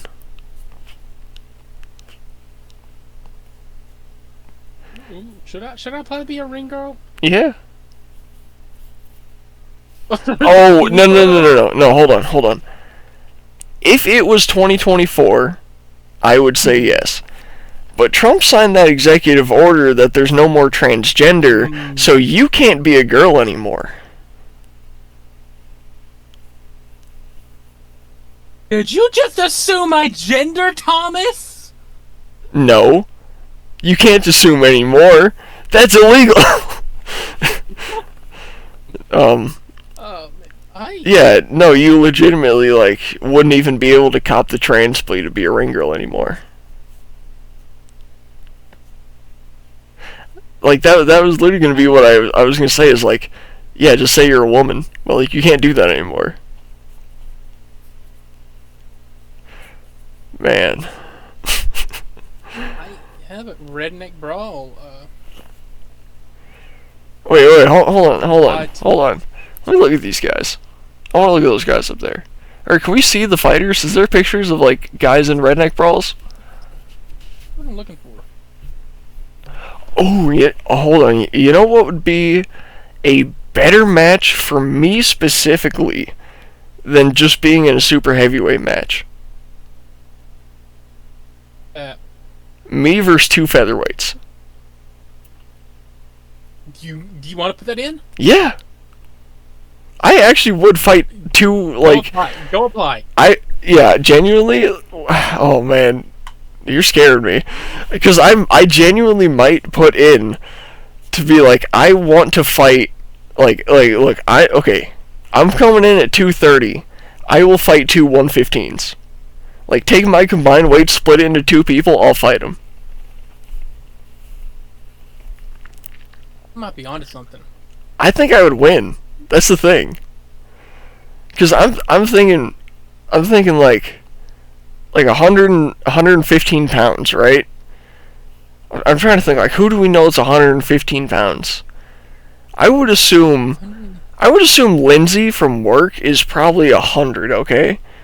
If Lindsay hit the gym and got to 115... Or sorry, if Lindsay and Ty, because they're identical, hit the gym and both got to 115, I am confident that I could beat the shit out of both of them at the same time. Right? They got to be coming in at 105, right? So, okay. If I'm fighting two top of flyweights, or two bottom of bantamweights, I think I got it. Like, undoubtedly. Like, all I have to do is, like, push one guy to the side while I beat up one, and then when that guy's beat up, I beat up the other one, who I've been pushing aside, tiring out, because he's just been trying to fight me. That's a genius plan. It is! And think about it, If I have the best match in all of Redneck Brawl history, if I have the most famous match that Redneck Brawls ever makes public, and I send that to AEW, they'd probably give me a shot. Ooh. Ooh. They'd probably put me in some undercard, let me be like a pre-show fight, see if people like me. You want me to fill out the information for you, and just like I'll hide the tab so I'm not typing nothing. Let's talk about this seriously when we're not on the air trying to be funny. No. Cause we can always do this like after show. Or tomorrow or whatever. Cause I'm pretty serious about what I said, where I think it could go. But I want to have like a real serious conversation about all of that before I actually like submit myself to that kind of stuff. Just talking about it as an idea is one thing, but like making it played for and understanding what's gonna happen, that's another. I feel like I could probably find some videos of Redneck Brawl somewhere online, but yeah, man, I'm literally just thinking about me beating up two crackheads in the middle of the Knoxville Coliseum, and then being a pro wrestler because of it. Like that's like the ultimate step up in life. Beating up two crackheads, getting into professional wrestling. Right. Like you can get us free AEW tickets for like life, yeah. Anytime they're in Knoxville. Wait, do you get? I need to look up the Redneck Brawl fighters get free tickets. You have to, right? Who would you invite? Like, if you had a few tickets, who all would you bring? You and Sean and Beanie, and I don't know. I guess if you guys wanted to bring anyone, the winners receive a $500 cash prize. Oh, 500 ain't getting us to Tajikistan, but it's like it's part of the way there. Google AI says no, Redneck Brawl fighters do not receive tickets to the event they participate in. Oh. We'd have to buy them separately. Well, that's lame.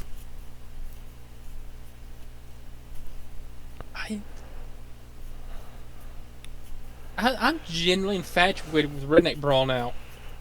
I'm infatuated with the idea of me going into Redneck Brawls, doing something unheard of in Redneck Brawls, and then, like, fighting Sean Strickland a month later. Sorry, not Sean Strickland, Swerve Strickland. Totally different people.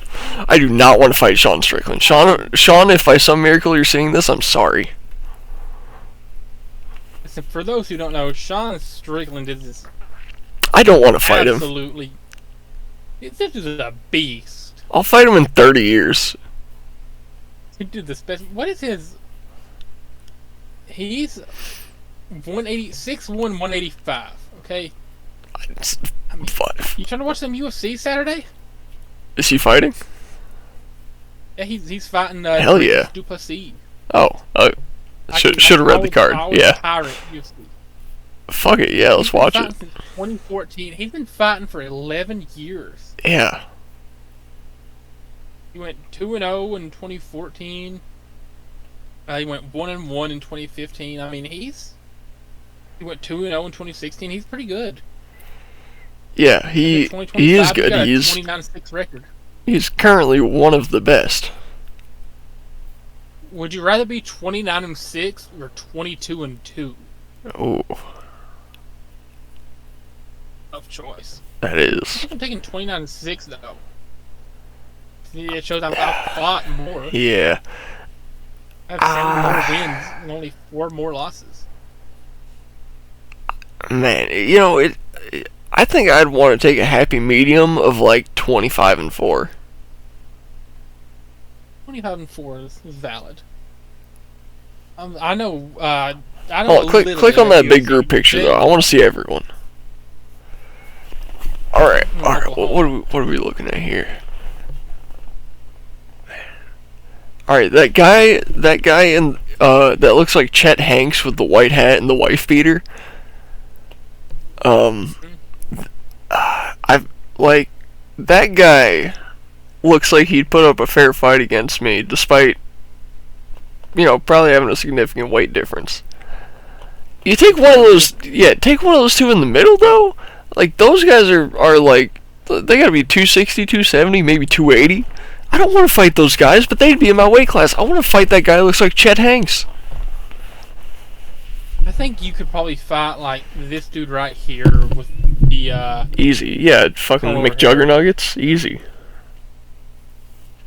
Kind of looks like him. It really does. Let's see, like, have they announced any of the actual matches yet? Other than like the one I told you about my dad's friend gonna be in, or coworker, whatever you want to say. Hmm. I mean, like this is what we're working with so far. Imagine Okay, imagine you like those front and two, center right those here. two right there in the middle, I would fight both of them at the same time. Have you ever boxed in your life? In VR. Close enough, I guess. Yeah. That dude kind of looks like Tommy Vex. Hold on, you see that guy right there? Yeah, I do. Yeah. He has kind He of looks big like nipples. Like they stick out a he bit. looks like Tommy Vex, low key. A little bit, yeah. I see it. Uh, Former singer of Bad Wolves. No idea who that is. And Yeah.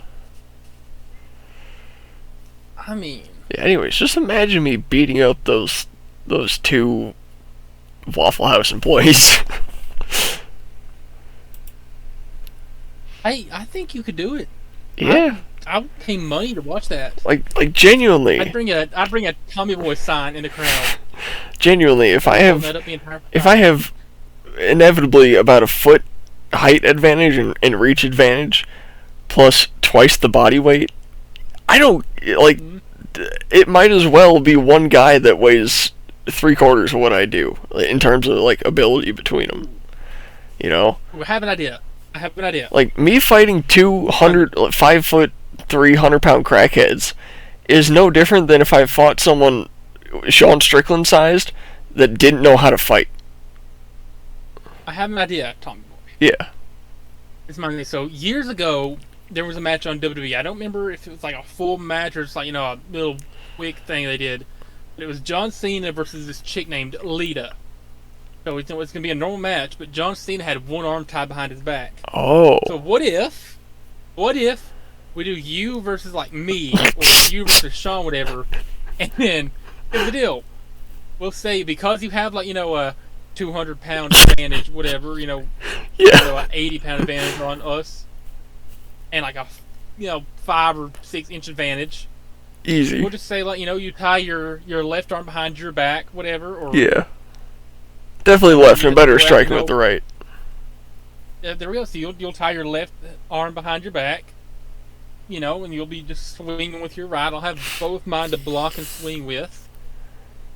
Oh, you know what? It'd Oh, be match of the century. not having both to defend with would really throw me off though. Cause the But way here's the here, thing: I don't have any striking power. I know, but here's the way I fight: block with the left, strike with the right. Right, sword and shield. Like that's how I fight. Like this arm kind of stays here, right? I can like duck it down, and then if I need both arms, like if I need to block this side, I can do it. But generally, like this is like the farthest back I'm gonna reach, and even then, I can get you with a left jab, right? But I like always hold my left arm up and out a little bit for a little defense, and I can like block the hands and then bah. So not having that defense, like going into battle without a shield, that would throw me off so much. Okay, I gotta. Let me I would do it though. have I would do it. We'll do it. Yeah. Do it? Now, would you actually be trying to knock me out, or would you like, ease up on me because I'm Landy Boy? Are you gonna try and knock me out? I don't think I could like possibly like physically knock you out. I don't have the. But swing are power you to gonna knock try? anybody out. I might throw in like a couple like jabs and stuff there just to test the waters. But I think we could just put on a pretty good staged fight. I don't want it to be We staged. could we could hug it out for every round like Paul and Tyson did. With one arm, that's so unconvincing. I have an entire side of my body completely undefended, and you're hugging it? You're not hitting it? What's wrong with you? No, I wouldn't want to do a staged fight, and I wouldn't want to hurt you either. And it's a no headgear match, so. You know how some boxers come out to the ring like holding flags or like they have robes designed like a flag. I'd have my What if I Tajikistan came flag to as the a ring wearing- cape. It's like, what if we both came to the ring wearing Tajikistan flags? That would be legendary. I'm sure the one person in all of Knoxville who's into redneck brawls and Tajikistan will. You know what we should do? lose it. Take a little bit of rope to make it a cape, right? We both walk in with the Tajik flag as our capes, and then we hang it over our corner. And then the announcer would be like, in the Tajikistan corner, weighing 138 pounds, Landon! And, wait, in the other Tajikistan corner, weighing 230 pounds, I feel like that could make for a funny moment. It could. You imagine though, like you one-handed could still probably beat me, both hands. I could, like, Me with no boxing experience, by the way. okay, even one-handed, as long as I've got my striking hand out, if I hit you with one liver punch, hard enough, you're just gonna go down and quit. It's gonna hurt so bad you're not gonna want to fight me anymore. I'm gonna be in the fetal position. Yeah. So, I feel like in that regard, it's almost a little unfair, because it's still just me versus you, and if I get a couple of good hits on you, you're done. Like, but if I've got two crackheads, right, and one of them's kind of taken away from what I can do, but I'm not disadvantaged at all, I can just beat the brakes off two crackheads for fun. And get paid for it. Exactly, because like that's the thing too. Like we're gonna walk into the ring and still be friends, and there's gonna be a little anti-animosity, I guess, of like not wanting to hurt each other that much. If I walk in and I see two long necks staring at me, first of all, I'm gonna go in kill mode like I do in VR, and then I'm just gonna beat the brakes off them, because I don't know them, they don't know me. We're just here to beat each other up, and they're not gonna beat me up. I'm literally, my whole plan would be, shield arm, just keep throwing one of them to the side, and then just beat the brakes off the other one while it's staying in front of me. That dude gets knocked out, pick him up, throw him out of the ring into the table, and beat the other dude up. Pick him up, throw him into the table too.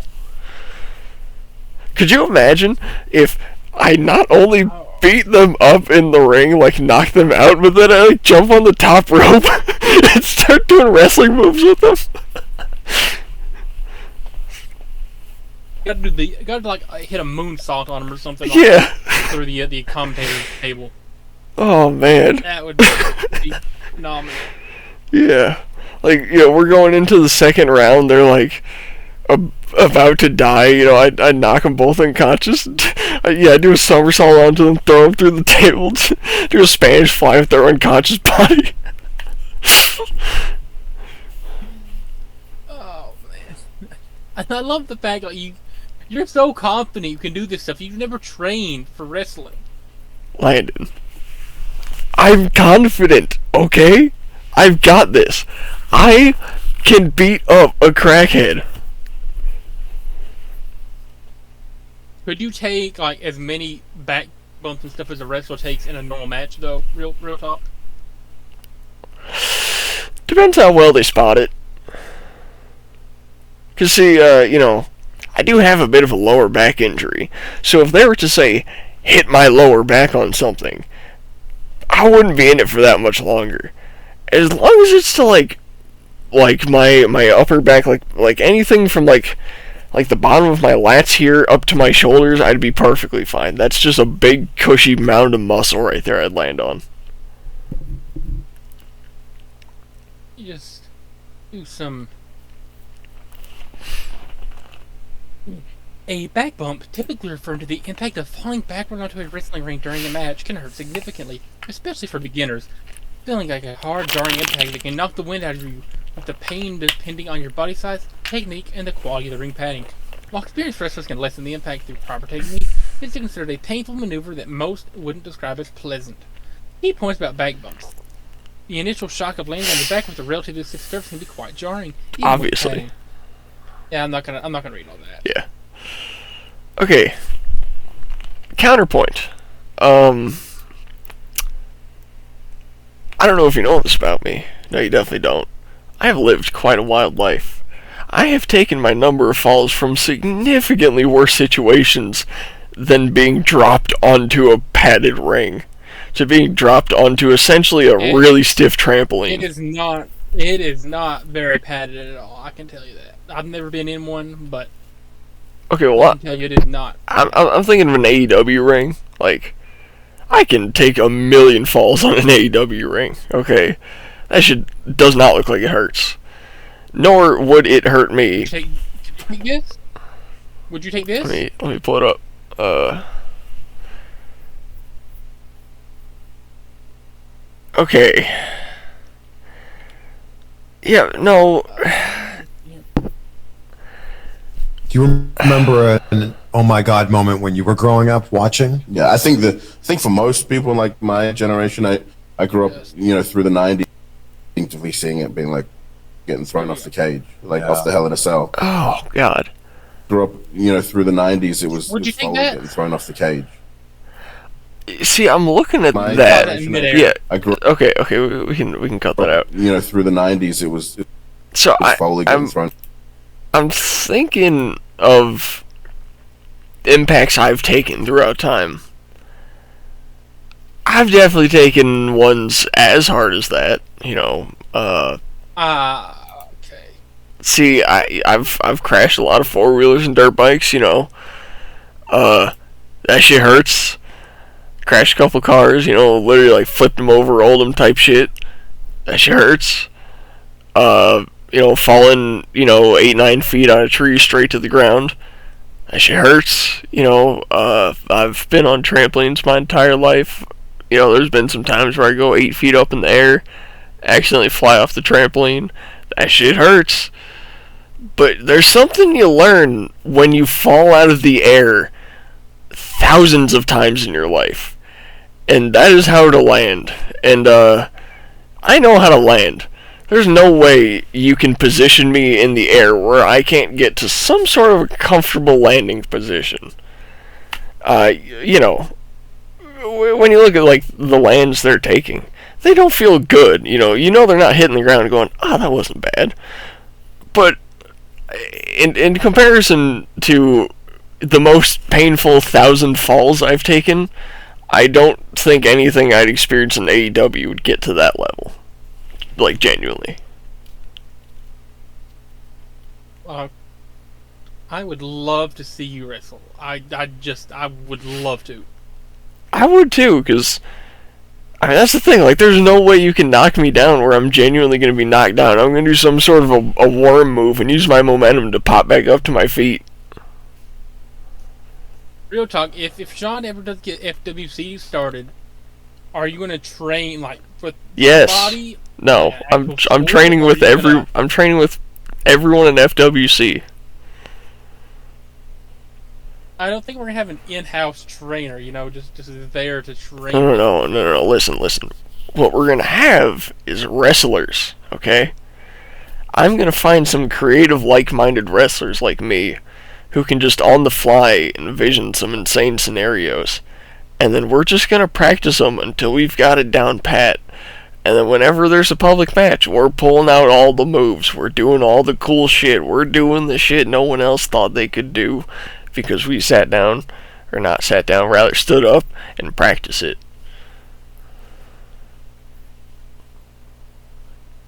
It'd be fun. Oh yeah. Phenomenal show. And because I'm going to build the ring, I'm going to make it very, very comfortable to land on. Like, you know, dare I say more comfortable than that trampoline ring that AEW has. But it'll still make all the noises. In fact, it'll make more noises. It'll be louder than a WWE ring. But it won't, like, knock the wind out of you if you get dropped 10 feet onto your back, you know? So we're going to be able to really expand the possibilities of what you can do as a wrestler by increasing the bumps you can safely take, by, you know, expanding the limit of where you can position yourself and slam yourself into the ground without getting hurt. You know, it's FWC is going to push the boundaries, and it's going to be because of two things: the three of us, our creativity, and that goddamn ring I'm going to build. I'm going to build. You're saying you could build something. You could build something with the structural integrity of this. Yes. It's not going to hurt as much. 1,000,000% yes.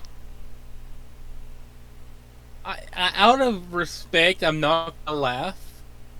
I just don't believe that is a true statement. You know what? Look at how That's many fine. attempts going to building this.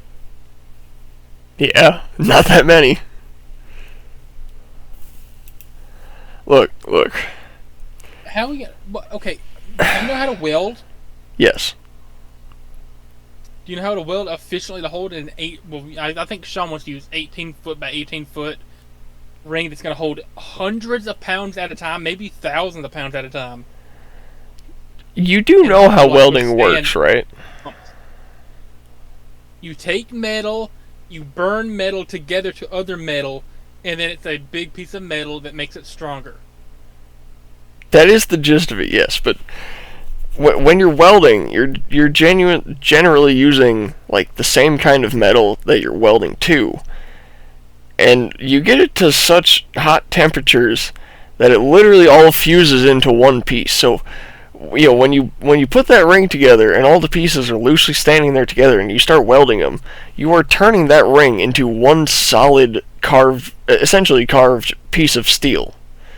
Like, there's nowhere for it to flex or break. The welds are not the weak spot. Like, it's just one giant piece of metal at that point. You either break the entire thing in half or you don't.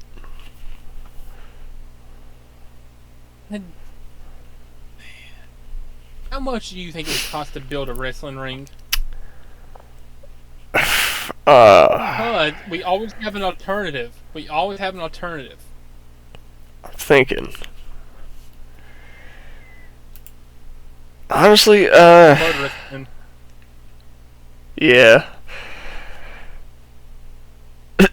God damn. I mean, they're just. This is a wonderful picture. Out there. I'm thinking I could build the ring for like $3,000 to $4,000, but that's without actually doing any research, and that's probably way lower than it would actually cost. So, I mean, I could do some research and come back with an official number on the next episode. Less than 10 for sure. I mean, like, there's no way it would cost $10,000 to build that. Most rings cost about 10 to 12,000. I've done my research. Yeah, but I'm not building it like that.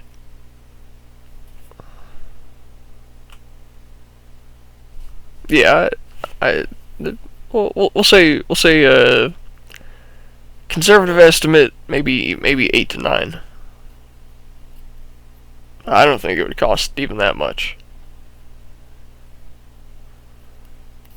Anyway, I've looked at this earlier. I was reminded of a video, right? Mm-hmm. I don't know if you've ever seen this, but I saw this for the first time as a kid. I thought it was hilarious, and then I recently revisited it about a year ago, right?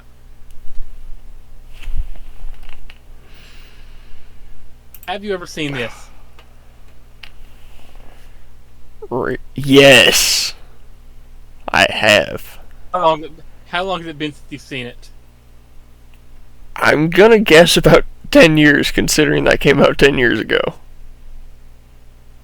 Shout out Michael from Vsauce. Yeah. I wanna get your live reaction to this video. So I'm gonna go into theater mode. If y'all don't like it, too bad. I wanna go into theater mode so I can see Thomas's reactions to this. Okay. I can actually leave full screen. Oh Here I my come. Now listen here, mister. I don't mean no trouble. Go back into your own console. But sir, I doesn't even have my own console. We're multi-platform now.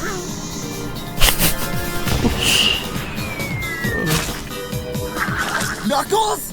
It must be a Mario. He takes racing too seriously. He takes everything too seriously. You motherfuckers invite non-Nintendo characters onto my track?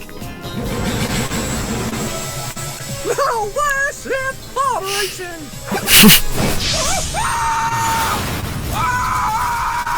Holy shit! He's killing all the non-Nintendo racers. What is he? Some kind of racist? You're not Nintendo. You're Pretendo. You're all race racers.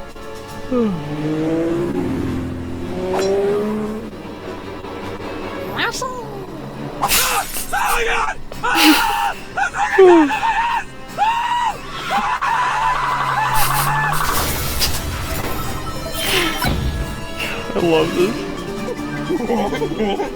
23 years. I think I know Beyond Battles. 23 fucking years.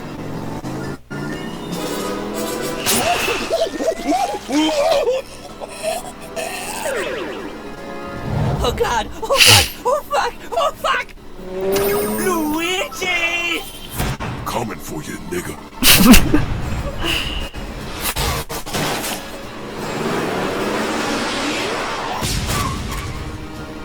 Wait, Mario, think of our history. So, you like it to go fast, huh?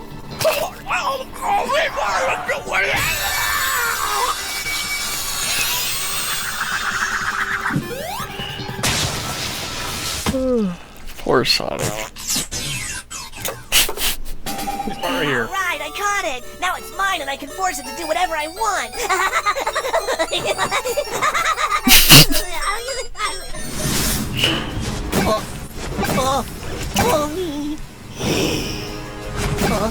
Mario, stop! We're brothers! I have no brother. God of War, hell yeah. Mario! Oh shit, it's Kratos! Fuck you, Kratos!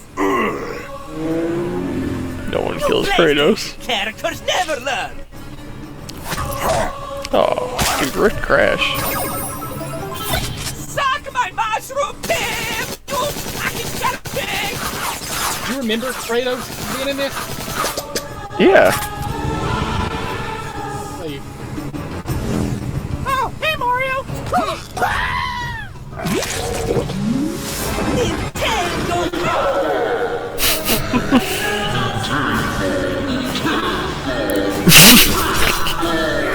Classic God of War quick time events. the outro is Yeah. something. Ooh. And I think with before we get demonetized, Man, that's the phenomenon. Like, that I saw was as a kid. that was a blast from the past. I'm not saying like if it had been 10 years since you saw it, I don't know if you remember Kratos being in it or not. Dude, Kratos is like top 3 video game characters. Shout out Water. Shout out Moo Juice. Yep. Shout out Liquid Cows. I mean, Razor's Mario is certainly one of the videos ever. I just felt like I had to get that. You know, I've had that on the show notes for a little bit. Do you remember? I thought you would enjoy it. Do you remember when Machinima owned / tried to own every gaming creator on YouTube? Yeah, I mean, wasn't Stampy part of that for a while, or am I tripping? I think he was. I know Snap is part of some some creation team for a while. Some content team. Yeah, but and then like something came out and like everybody broke up. Yeah, like the FPS Russia was on it, Woody's Gamer Tag was on it, Mercadurka was on it, Wings of Redemption was on it. Yeah, I mean, like every big COD player from like 2008 to like 2012 was on Machinima, and it looking back, it was a pyramid scheme. Like it was totally a pyramid scheme, and it was basically they tried to give everyone some amount of money that would make them legally relinquish their AdSense revenue directly to Machinima so that they would get a cut back from it. And it was like a 90-10 return for them. And not like highlight that? Wow. Look at that, how close we go. We just passed the 6th anniversary of the shutdown. I thought it would have been a lot longer before that, but yeah, so if you were one of the bottom streamers getting like 5K views a video and you were making like $100 a month on AdSense, they'd give you like $10 and tell you to go fuck yourself because your videos are posted on Machinima. But if you were like, I don't know who was really big back then, I mean this was like before FaZe, Syndicate, Tom, from Syndicate. He was like a huge COD player at the time. He was like one of the best. Like he was maybe top 10 in the world in like the Modern Warfare days. He, if he made $10,000 in AdSense revenue, he got paid like $20,000. Like he got paid more than he was making because he was just bringing so much attention to Machinima that was going to other creators making more money. So like, they were taking the people who were bringing views to the platform and giving them the money that everyone else was making, and it really screwed over everyone on the bottom. And then when everyone on the bottom left and they didn't have those people to scrub money from, they didn't have anyone to pay the top people with, so the top people left, and then it just crumbled apart. Yeah, that was a weird era of YouTube because like everybody was part of some sort of team. Yeah, Machinima, MLG, FaZe, Optic, yeah. Thank God we're past that era, because like, there was no originality from like mid to late 2010s YouTube. It was the dark now ages. FaZe is dead, Optic is barely back, MLG is gone, yeah, Susan's dead. L Susan, Bozo, and her kid, platform dumbass. that we all love. Yeah. I mean, yeah, she made it a profitable business by like $2 billion or something, but she ruined the platform for the people who actually used it. She just made it good for advertisers. Yeah, for the people who actually, cared about YouTube and stuff, I'm sure. Susan is the reason YouTube is just YouTube and not YouTube Broadcast Yourself anymore. YouTube used to be about you. It used to be about the people who wanted to just go on here and do some shit like this, just talk for a little bit, or show off something cool. And she took that away. She made it corporate. She made it no longer about you. It wasn't about just being yourself on here. It was about, you gotta make a business. That business has to make videos. Those videos gotta get views. Those videos gotta make money. That money has to go back into the business. Every bit of it's corporate now, and it sucks. See, when did Susan take over YouTube? It's 2014? February 2014. Yeah. Yeah, 2014. Okay. I was trying, that'd be about 10 years ago, 11 years ago. Mm-hmm. So, okay. I'm about to expose myself here. I mentioned this to you the other day, something I wanted to do on camera someday, but here we go. The first YouTube channel I've had, all these videos are from the the early 2000s. No way. All these videos are from, there's little, it's 8 years ago, so that'd be 11-year-old Oh my me, God. 10-year-old me, depending on when the video was made. Yeah, That still looks like you. let's watch.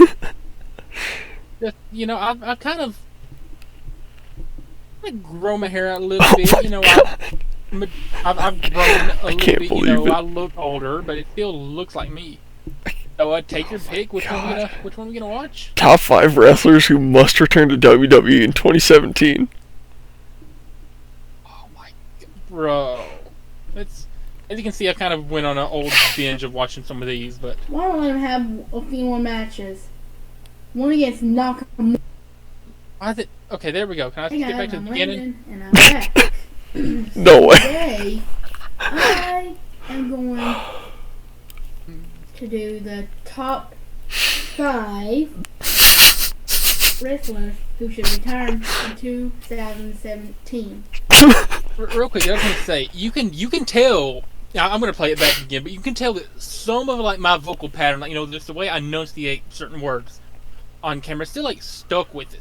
Mm-hmm. That kind of stuck with like the accent is kind of sort of still there. It's like whenever I showed this to Kaylee a few months back, she was like, "Oh, I love your accent," right? Uh-huh. Oh, yeah. So the accent's kind of still there, and the way I, say certain words, the way I enunciate words, still the same. So this could be one more match, another, stint. It doesn't matter as long as they make a good return. Okay. I'd love to give some feedback on where these wrestlers are now. I'm gonna Let's go. do that for reference. Coming in at number 5, we have Daniel Bryan. Daniel Bryan. He's retired now. Yeah, he's been medically cleared by doctors, but the WWE doctors say Oh You know God, what's coming? I know it's No. coming.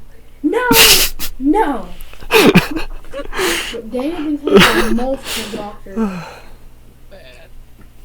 He is retired now. He was working at AEW for a while. Why don't let him have a few more matches? One against Nakamura would be good.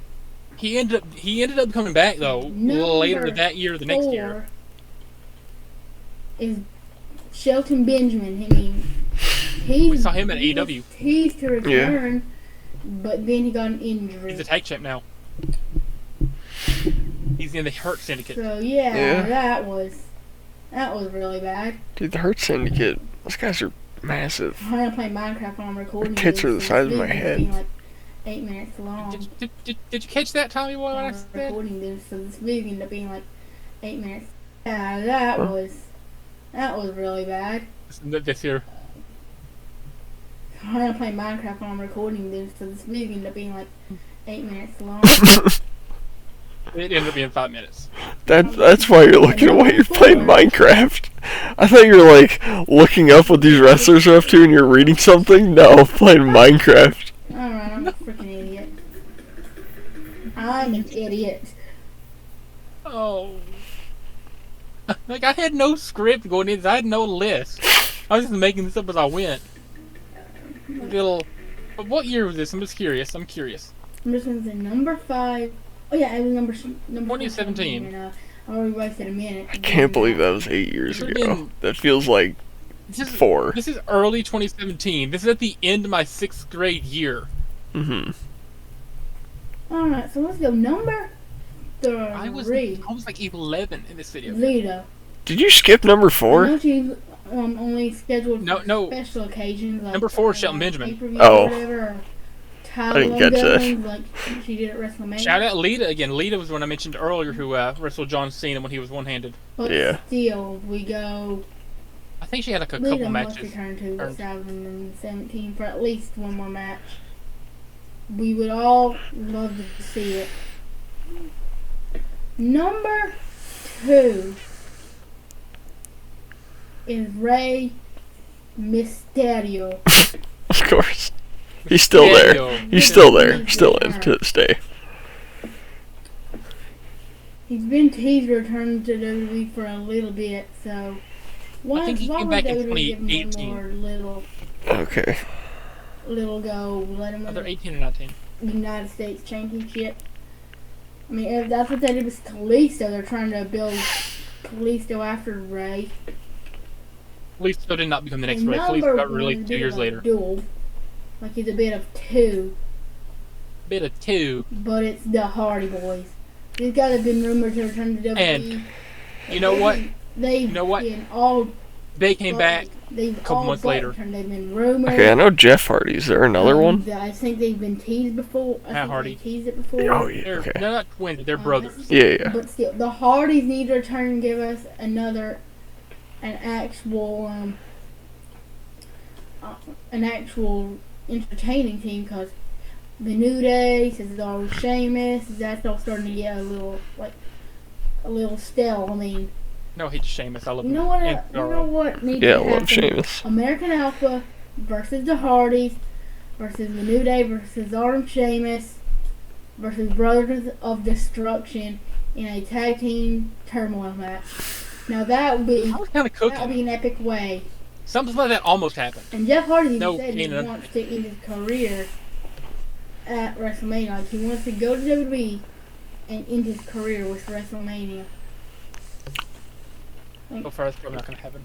Come on, Vince. Why not do it? Shout out Well, to man. I will McMullen. see you guys in my next video. But for now,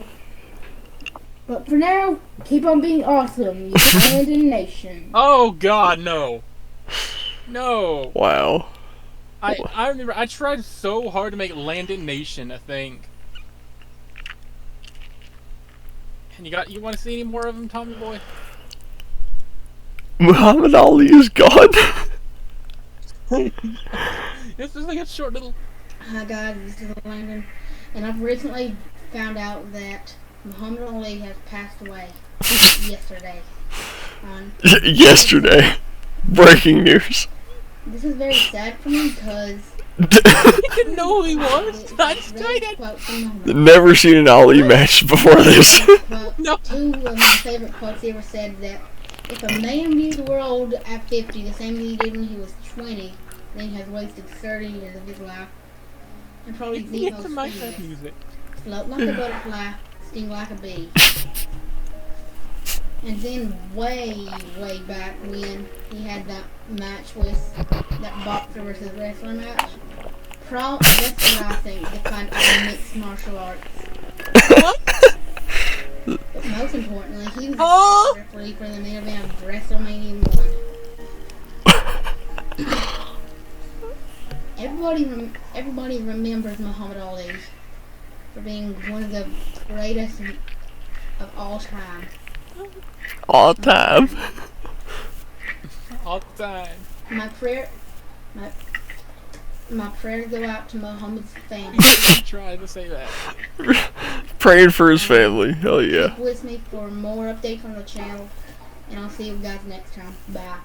More updates. What, is he gonna die again? Man, mind you, found out probably like 2 or 3 months before this who Muhammad Ali was through my social studies teacher. And she was telling us like, oh yeah, these are all the celebrities who are from Kentucky. You know, Johnny Depp, actor. He's explained to a bunch of 5th graders. She's like, Johnny Depp. He's in the Pirates movies. George Clooney, he's really famous. You're probably your parent. I didn't know that one actually. Yeah, George Clooney is from Kentucky. Saying Jennifer Lawrence. She's really popular with your dads, I bet. Yeah. And then she's like, Muhammad Ali, he's a famous Also boxer. didn't know A lot of that. people say he's the best boxer of all time, and he's from Louisville, Kentucky. Yeah. Wow. I mean, like, That was- Q&A, a 2-minute long Q&A when nobody asked me any questions. I didn't do, like, an announcement video. I didn't be like, hey, ask me questions. No. Mhm. As you can see, I started off with Talking Tom and Ben. You want to see me doing some Smurfs Just Dance at the age of, like, 6? Is that what these green shirt videos are? That's what these are. Okay. Let me see. Yeah, we'll go here. Is that your sister? No, that's another family member. I don't know how she's related to it. I know she's... Yeah, my sister's not blonde. I guess I didn't look that close at her. Yeah, I mean... Look, I don't know who posted these. Probably you. Like, what is she doing? Does she have a seizure? I guess. Like. Yo, shout out that dog right there. It's a cute ass dog. Shout out the duck song. Yeah, shout out the duck song, man. Walked up to a lemonade stand. And he said to the man running the stand, Hey, bump, bump, bump. Got any grapes? my top 10 wrestlers. Man, Do you want to watch one more, or do you think it'll be overkill? is there any of them you want to show us? Wait. Epic WWE match with my cousin? How did I not see that one? Are you fighting someone in that video? Me and my cousin, shout out Kate, and I doubt I'll ever see this. Give us some highlights. Okay, so... Challenger from Travis, Kentucky.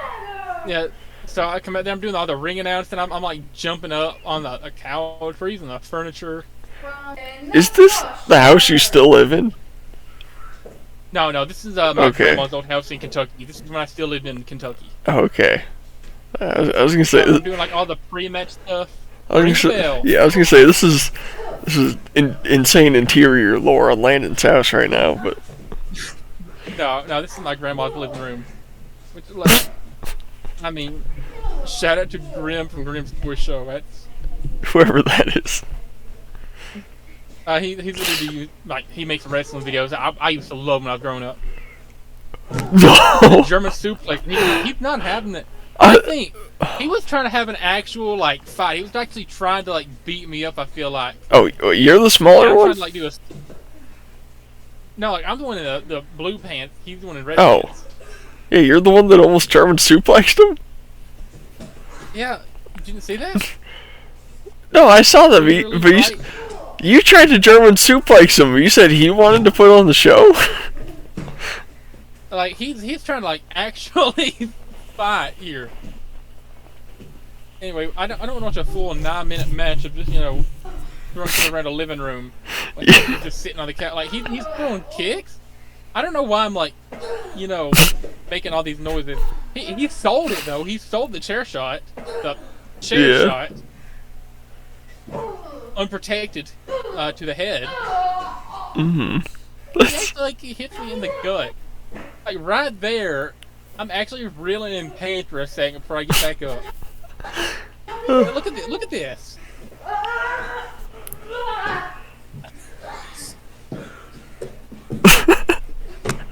I tried to like hit the rope.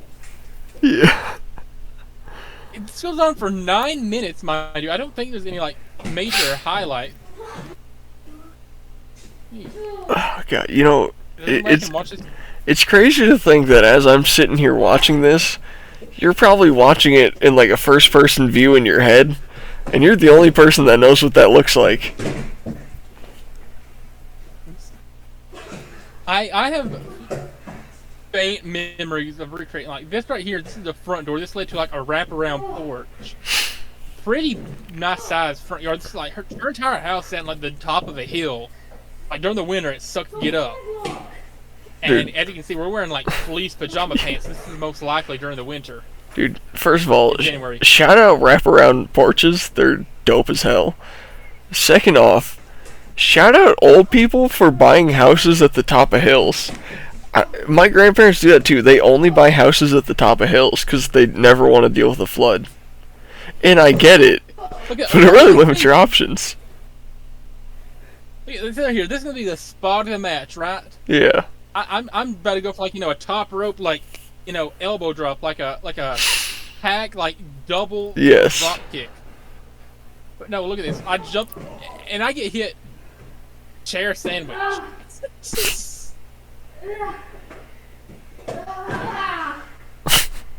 I think this is when I gave up my wrestling dreams. When I was getting killed by a bunch of pillows. We'll bring him back, Landon.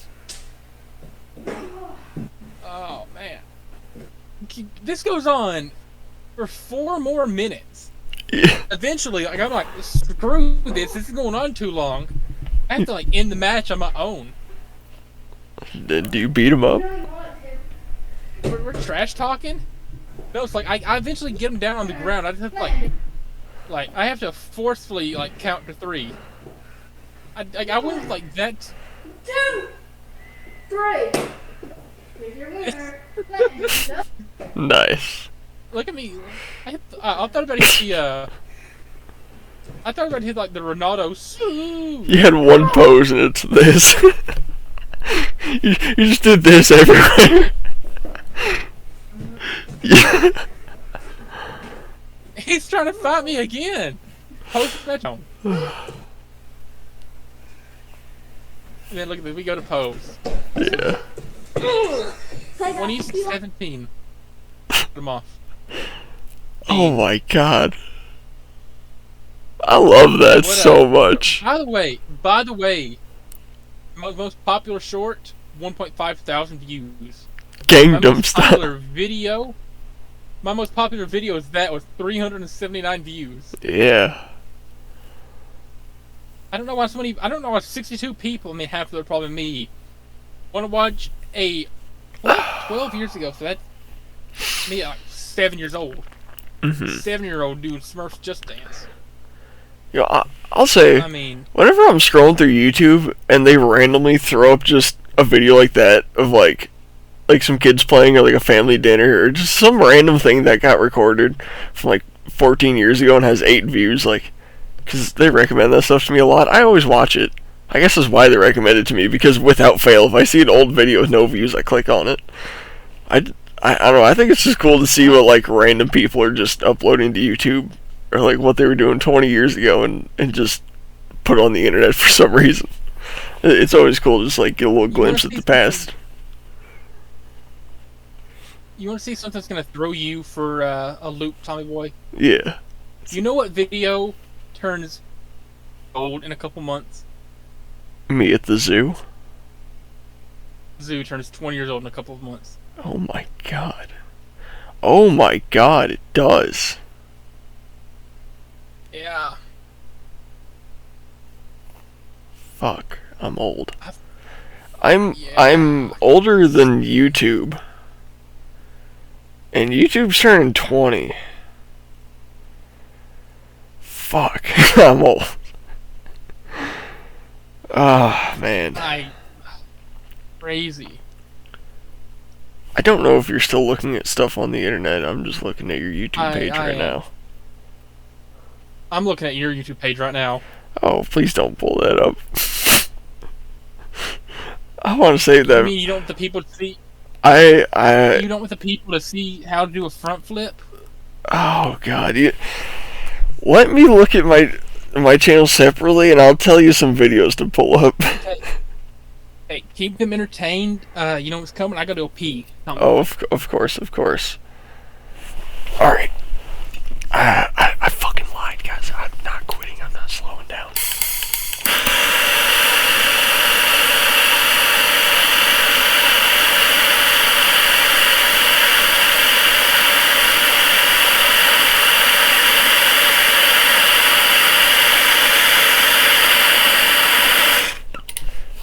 Good enough.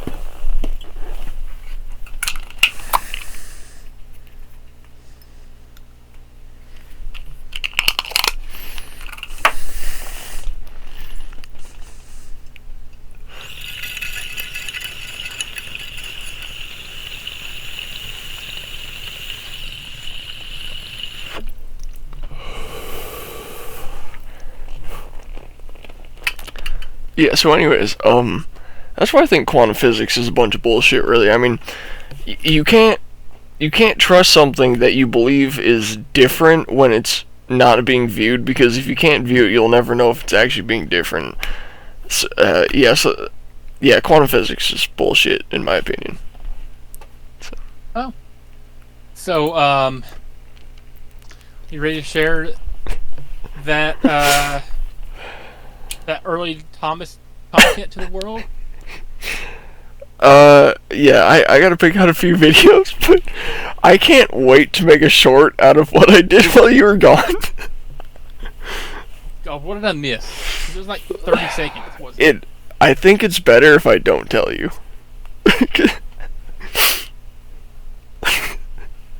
Scared. It's nothing bad. Never mind. I think it's really funny, but all right.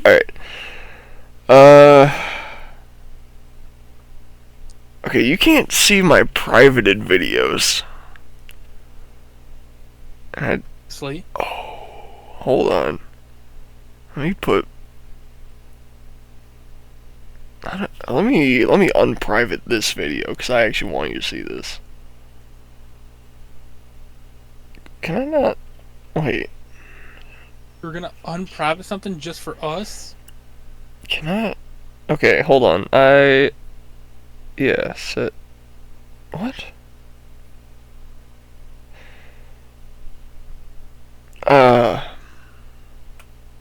Alright. Yeah, never mind. It worked. We're good.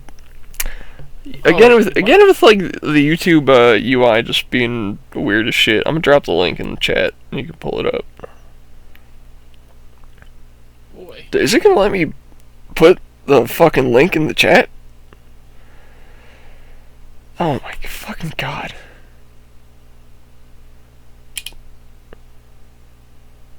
It's genuinely not giving me the option to paste. Like, what is happening? This phone's, there we go, okay. This phone is just breaking itself every day. It just gets worse and worse. Yeah. That is my most viewed video. I don't like that one because you can see how bad my teeth were before I got braces. They were horrendous. They're not that bad now, but they could be better. There we go. Open a new tab. So that one got 700 views back in the day, which shit. Let me pull that up. Hey, clown! Hold on. Start from the beginning. I missed a couple seconds. There we go. Okay. Hi, clown! Clown! How's it going?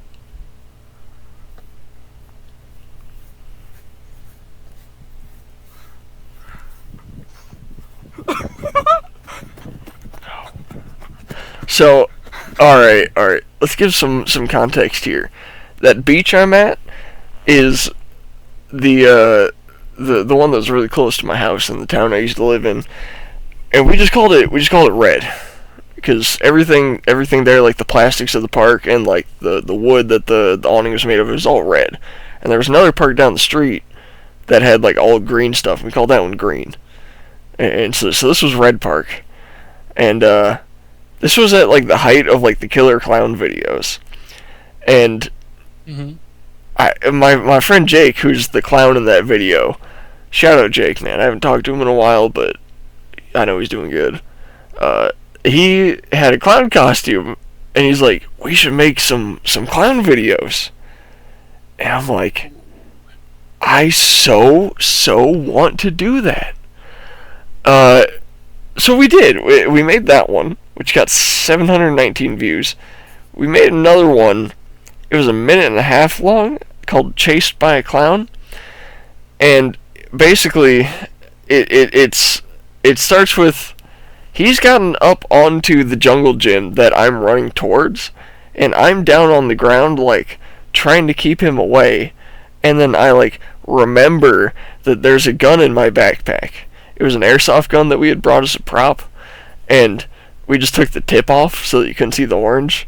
And he ran, all the way to the other end of the park where I am, and the last few seconds is, here, let me grab mine.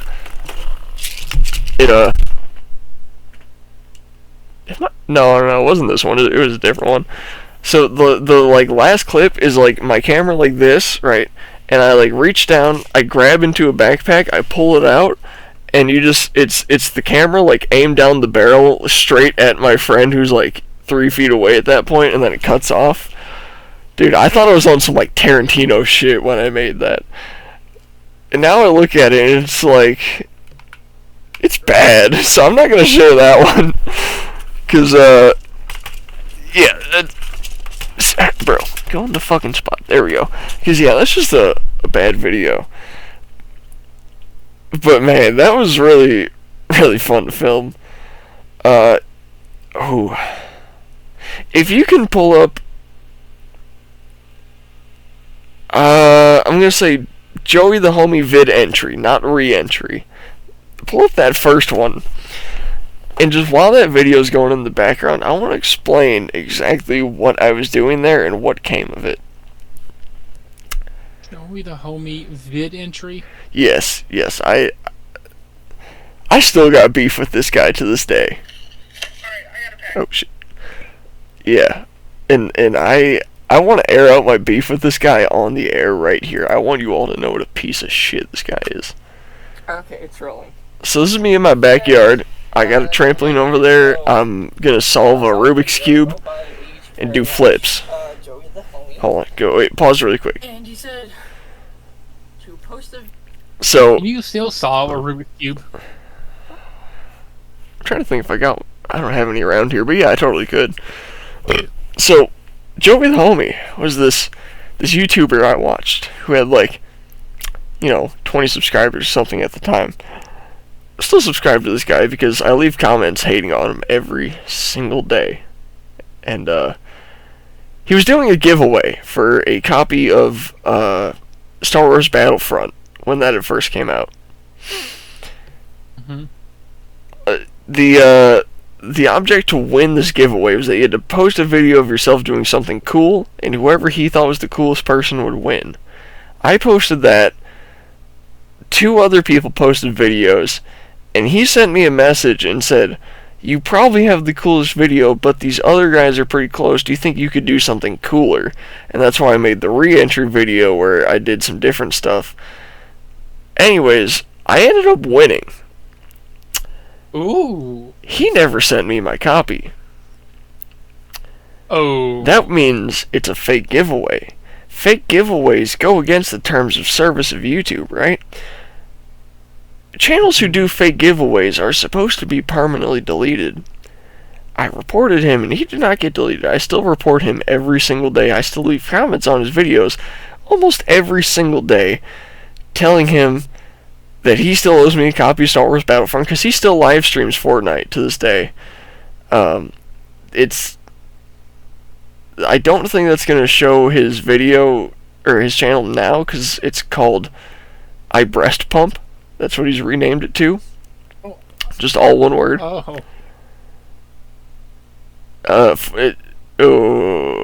Hold on. Wait, that guy. I was going to say, look up Fortnite first. This guy right here. Actually, go on his channel, go to videos, and sort by oldest. He's live. He's live. Leave a comment saying, wait, hold on, I'm gonna leave a comment, actually. You should leave a comment, too, and say, you still owe my friend a copy of Star Wars Battlefront. They know better. Oh my god, you got that. Who was shooting over here? Wait a little detail. Oh boy, somebody got the bolt. Wait, why can't I go in the live chat? Oh, here we go. People, no, I'm not gonna mess with no real people right now. I know I could beat them, but I only got 15 bullets on my AR. 14 bullets on my shotgun. I don't know. 10 on my SMG. He does. I guess. Wow. Why is there so much shooting? Oh man, hold on. Is my comment not loading in? There's somebody over here too. Is that a bot? Oh, hiccups. Hey. Make that McDonald's too fast. Well, they were trolling this guy live on air.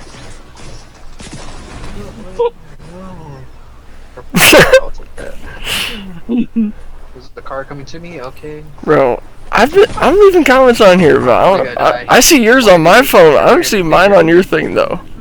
Oh. I'm gonna mute him. Hey, what do you want me to say to him? I mean, he can probably see my comments. I'm just bummed they can't see my comments. And Let's see if he responds to it though. gonna turn this down a bit. Can you say anything about it? Rubik's Cube and trampoline means nothing to me. Oh wow, he's not even responding. Oh my god!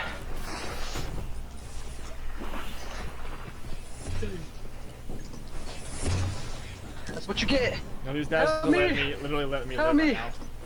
Help me. Please. I think he's from Kentucky. I forget where though. One shot. Oh, One shot. Help me. Help me. Oh man. Oh yeah. Oh no, bro! How? Oh, help me! Help me! I can't hurt. Probably gotta come back. Oh, that's so good. Okay. Oh, I bet he banned me in chat, and that's why you don't hear my comments, but you hear yours. Oh wow! I just had to die because the second teammate came out of nowhere. Oh man, hold on. You have a katana? Should be able to kill him. Yeah. He's pretty ass. He's just lucky I was like one shot, that's why. Legit one shot, you saw my health. Oh my god. Yeah, anyways. Revive station. I don't know. Probably coming out of the storm right now, I don't know. Do one of them too. If you go to his videos though, and you sort by oldest, and you just... Oh, he just said Battlefront! What? He just acknowledged it! No way! Thomas? Yo, is this... That's your name! Wait. Yeah! Hold on. Is this who I think it is? Landon, are Hold on, no, I'm banned in his chat. My comments aren't showing up. That ain't... Nah, bro. Thomas, his Battlefront. I already mailed it, if this is who I think it is. No, he did not. No, he did not. No, he did not. It's not telling me he's on a podcast right now. No, just tell him we know you're lying.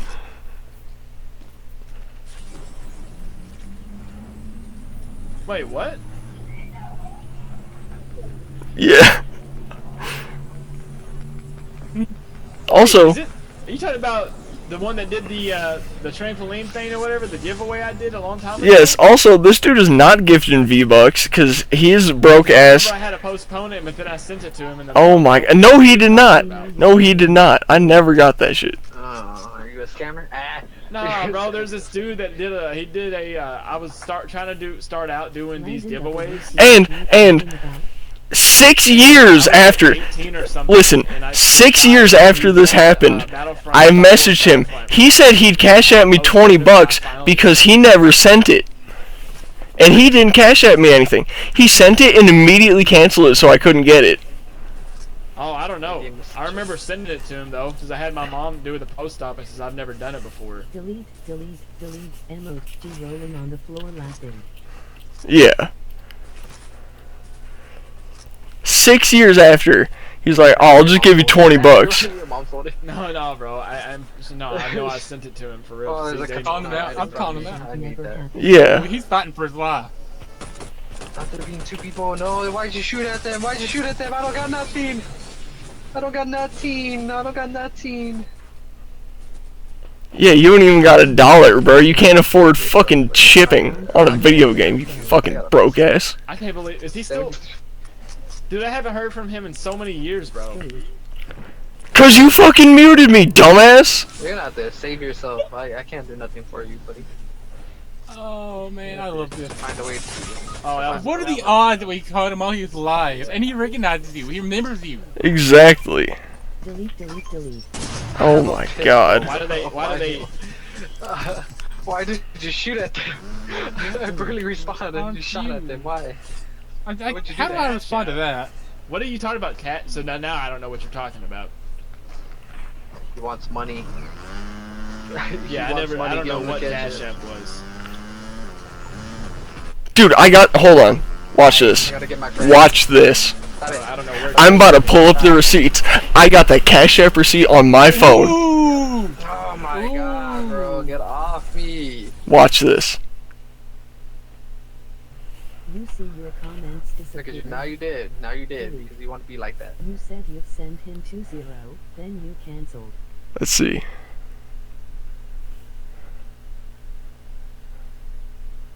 I gotta go back. Remember, I never even knew. Right there. Adam Clapp, $20 canceled. Remove yourself literally. Oh, his name's Adam? Adam Clapp with 2 P's. Look, Adam Clapp, March 17th, 2022 at 11:32 a.m. Get out of here. What are you talking March 17th. What year? 2022 at 11:32 a.m. I don't know. This dude was being weird, bro. I don't know who it is. Should I? Yes. Yes.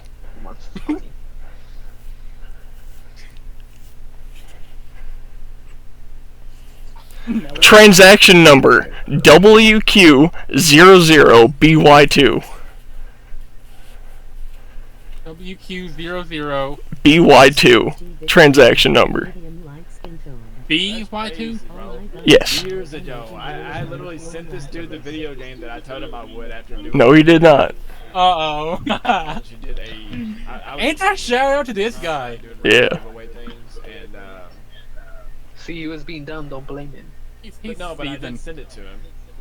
There was at one point I had it canceled. There was something going on, and then I finally got it to where I was able to send it to him in the mail. No, you did not. No, you did not. Put it in a box and all that stuff. Starting no BS, I'll rock your shit. Emoji rolling on the floor laughing. Tell him I'm a pro boxer now. Are those V-Bucks? Listen. Oh man, I bet she feels so high and mighty being a moderator on a stream for 8 people. Yeah. Let me test it for him. Wow.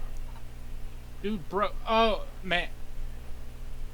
She calling you broke. Dude broke. Oh crap. He needs his money. Hold on, do you want me to show you the $5.5 grand in my bank account? I got more than you. Did you add Big 2 of my friend, or she added you? What the hell? Added me. I still got V-Bucks earlier too. Crazy. Oh crap! I did not mean to. Oh my. V-Bucks. Am I taking this too far? It's funny. This is hilarious. I was gonna get some too, but I was like, I think. Oh my god, she thinks that I add every female that I play with. Probably because he does. I just sent him a request on Cash App for $20 to make it right live on air. You never sent it. There's 2 that me and my friend Icy met randomly. Oh man, it's phenomenal. We're gonna just like right here. I think this run right here. Yeah. Go down. Incredible. Go down. Chat. Go down the. Nah, he. There's one right here. One. Your friend that was. She's Oh no, he has 5 viewers. He has less viewers than his live stream. This is the Dog. We get on a typical, premiere episode. Dog, tell him to check his Cash App. It's okay, Diva. My other friend, she's like 14. You don't have to worry. She's 14. Man, this is. Hold on. Did he just say he's playing with a 14-year-old girl? He got more girls on his friends list than I do mine. No, I don't, dude. I have 4. He has 4. I'm pretty sure this dude said he's inviting a girl and he's like, oh, she's 14. Says something like that. Oh my god. Oh. Put it to the chest. No. You can't do that. Let me go 1v1 this toilet real quick. Oh my god. No way he's saying that. Dog. I'll talk in stream. Dog. Diva, don't do it, Diva. Don't beat him up. Don't beat him up, Diva. Don't beat him up. You don't got to This do dude. It. You don't got to do it. I don't think he responded. Yeah, Joey the homie, more like Joey the scamming fucking loser pussy. Like this lie. Come fight me. Probably have more than one. How many guys do you have? Did I get silence? How many guys do you have as friends? No, I don't think so. The real question, how many guys you got? More like Joey, she won't blow me. Exactly. That's trying too hard. That's trying too hard, isn't it? No, it's not. Answer the question, how many guys do you Should I send that? Yes.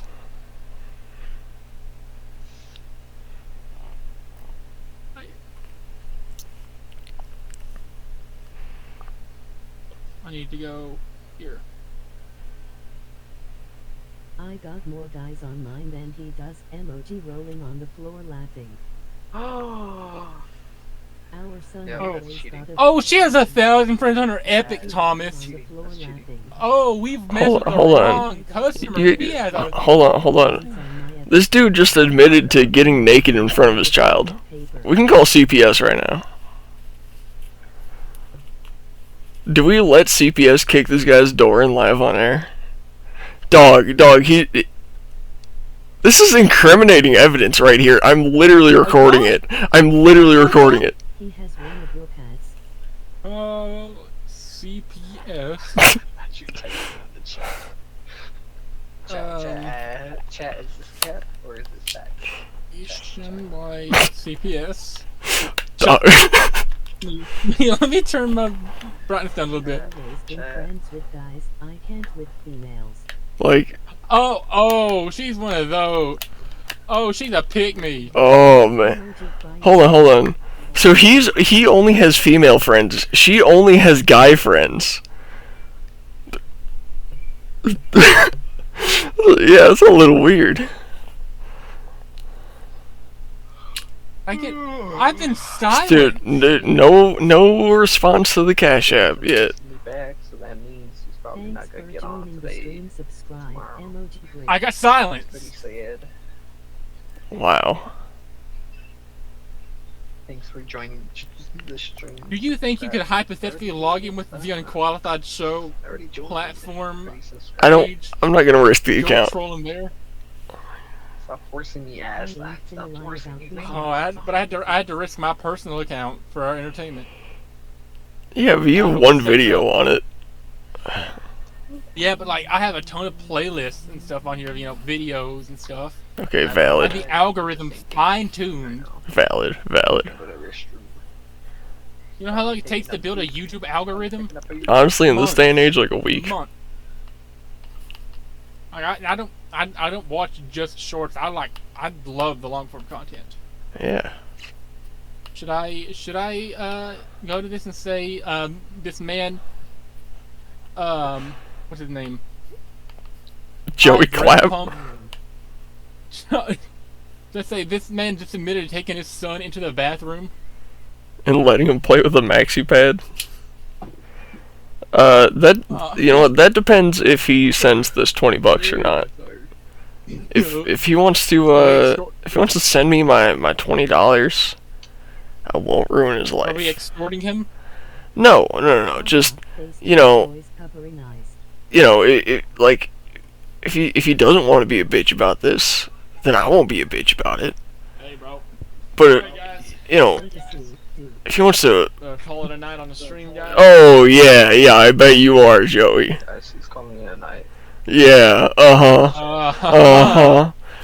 Yeah, you're scared. That's what you are. You're scared, Joey. You fear me. Oh god.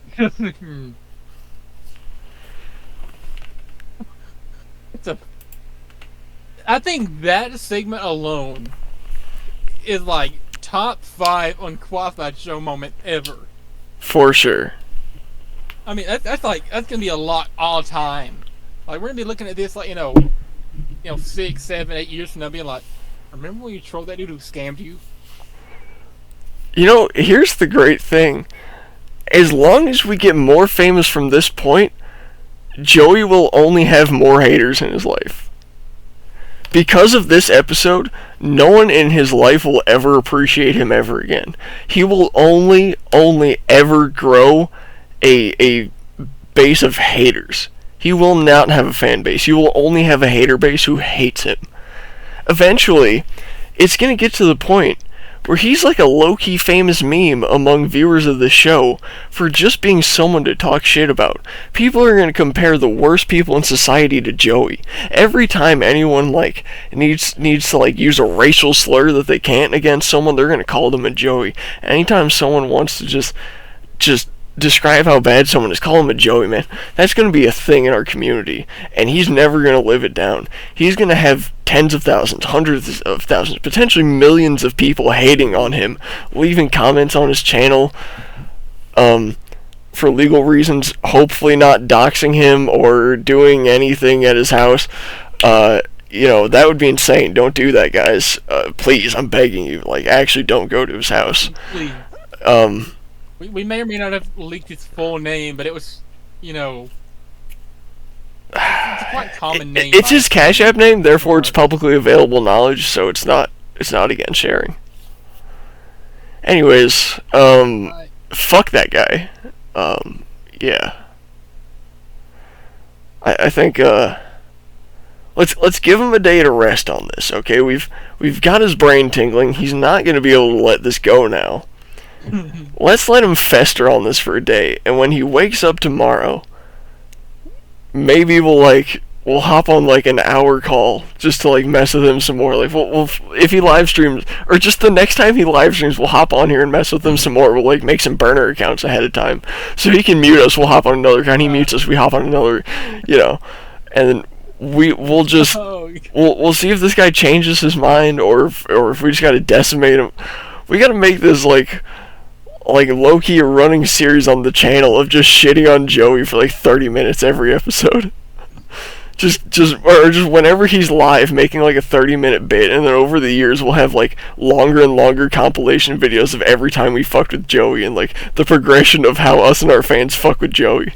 Just whenever look, he can either give me $20 or a copy of Star Wars Battlefront, a physical copy, because that's what he promised. When he gets me either of those, we'll let it go. No one has to hate on him. Our fans won't have to go after him. But he's too full of arrogance to get to that point. And he's probably too broke to ever... Look, here's the thing. I know that woman was projecting. She was calling me broke. I'm not broke. Yeah. I'm vengeful. I got almost $6,000 right now. Okay, it's not a ton of money. But it's more money than a lot of people got. He doesn't have that much. I know he doesn't have that much. Considering he's too broke to ship me a copy of Star Wars Battlefront that, by the way, was in the background of another video he filmed like a month after the giveaway. Like, he did not ever send that shit out. And literally, like, every single time I ever commented on his video, I was like, when are you going to send it out? He's like, oh, you know, I was going to go by the post office, but my car didn't start her. Well, I gave it to my mom, but she didn't go to the post office. Or, like, just shit like that. Like, it was always, well, I was going to, but I didn't. And then 6 years later, he's like, I'll give you $20. Joey, you can give me either one, and I'll let this go. I don't need the money. I know you're broke. I know you can't afford to give me $20. I know that either having to buy a physical copy of Star Wars Battlefront or giving me $20 would literally ruin your life financially. But these are the burdens that you carry. These are the consequences of your action, Joey. Fuck you. Get right or get fucked. For now, you're getting fucked. Man, dare I say this is like a top 5 episode? That was like a top 3 rant for me. Bro, we started off this episode not really having any direction or any idea. I at least didn't have any ideas. No, you literally just pulled up your old YouTube channel, and then you mentioned mine, and I saw Joey the homie, and I felt the rage boiling inside of me, and I was like, I gotta transition this to this, and we went with it, and it worked so good, and I'm so happy. The thing, this all started with the random idea of me just like, hey, I used to have a YouTube channel almost 10 years ago. Let's show it. Yeah. Man, God, Joey actually makes my blood boil, dude. I could destroy that man. If my hands got to his neck, he wouldn't have a neck. I'd grab it and eviscerate it. It would turn into dust between my fingers. God, I hate that guy. I'm gonna go. That was a joke, by the way. Yeah, this was in Minecraft. Yes, this was a top 5 episode that we've ever done. How long has it been, by the way? I don't ask this every episode. I just want to see if I've hit my usual, range of asking. I actually checked. It's been enough time. Oh, it has? Yeah. Oh. That's crazy. Okay. You got anything you want to mention? Any shout-outs? Any... Anti-shout-out Joey, anti-shout-out Joey, anti-shout-out Joey's girlfriend, anti-shout-out Joey's kid, anti-shout-out anyone that Joey associates with, anti-shout-out Joey's PlayStation, anti-shout-out wherever Joey happens to be getting his money from, because I don't think he has a job. In fact, I'm pretty sure... Sorry, he said he was 18 when he did that giveaway. That was 8 years ago now. That would make him 26, and he still lives with his mom. Ooh. Joey, you're 26 and you live with your mom. Joey, you're 26, and the closest thing to a job you've had is getting 14 views on YouTube. Joey, you're so broke... You can't afford to give me a copy of Star Wars Battlefront.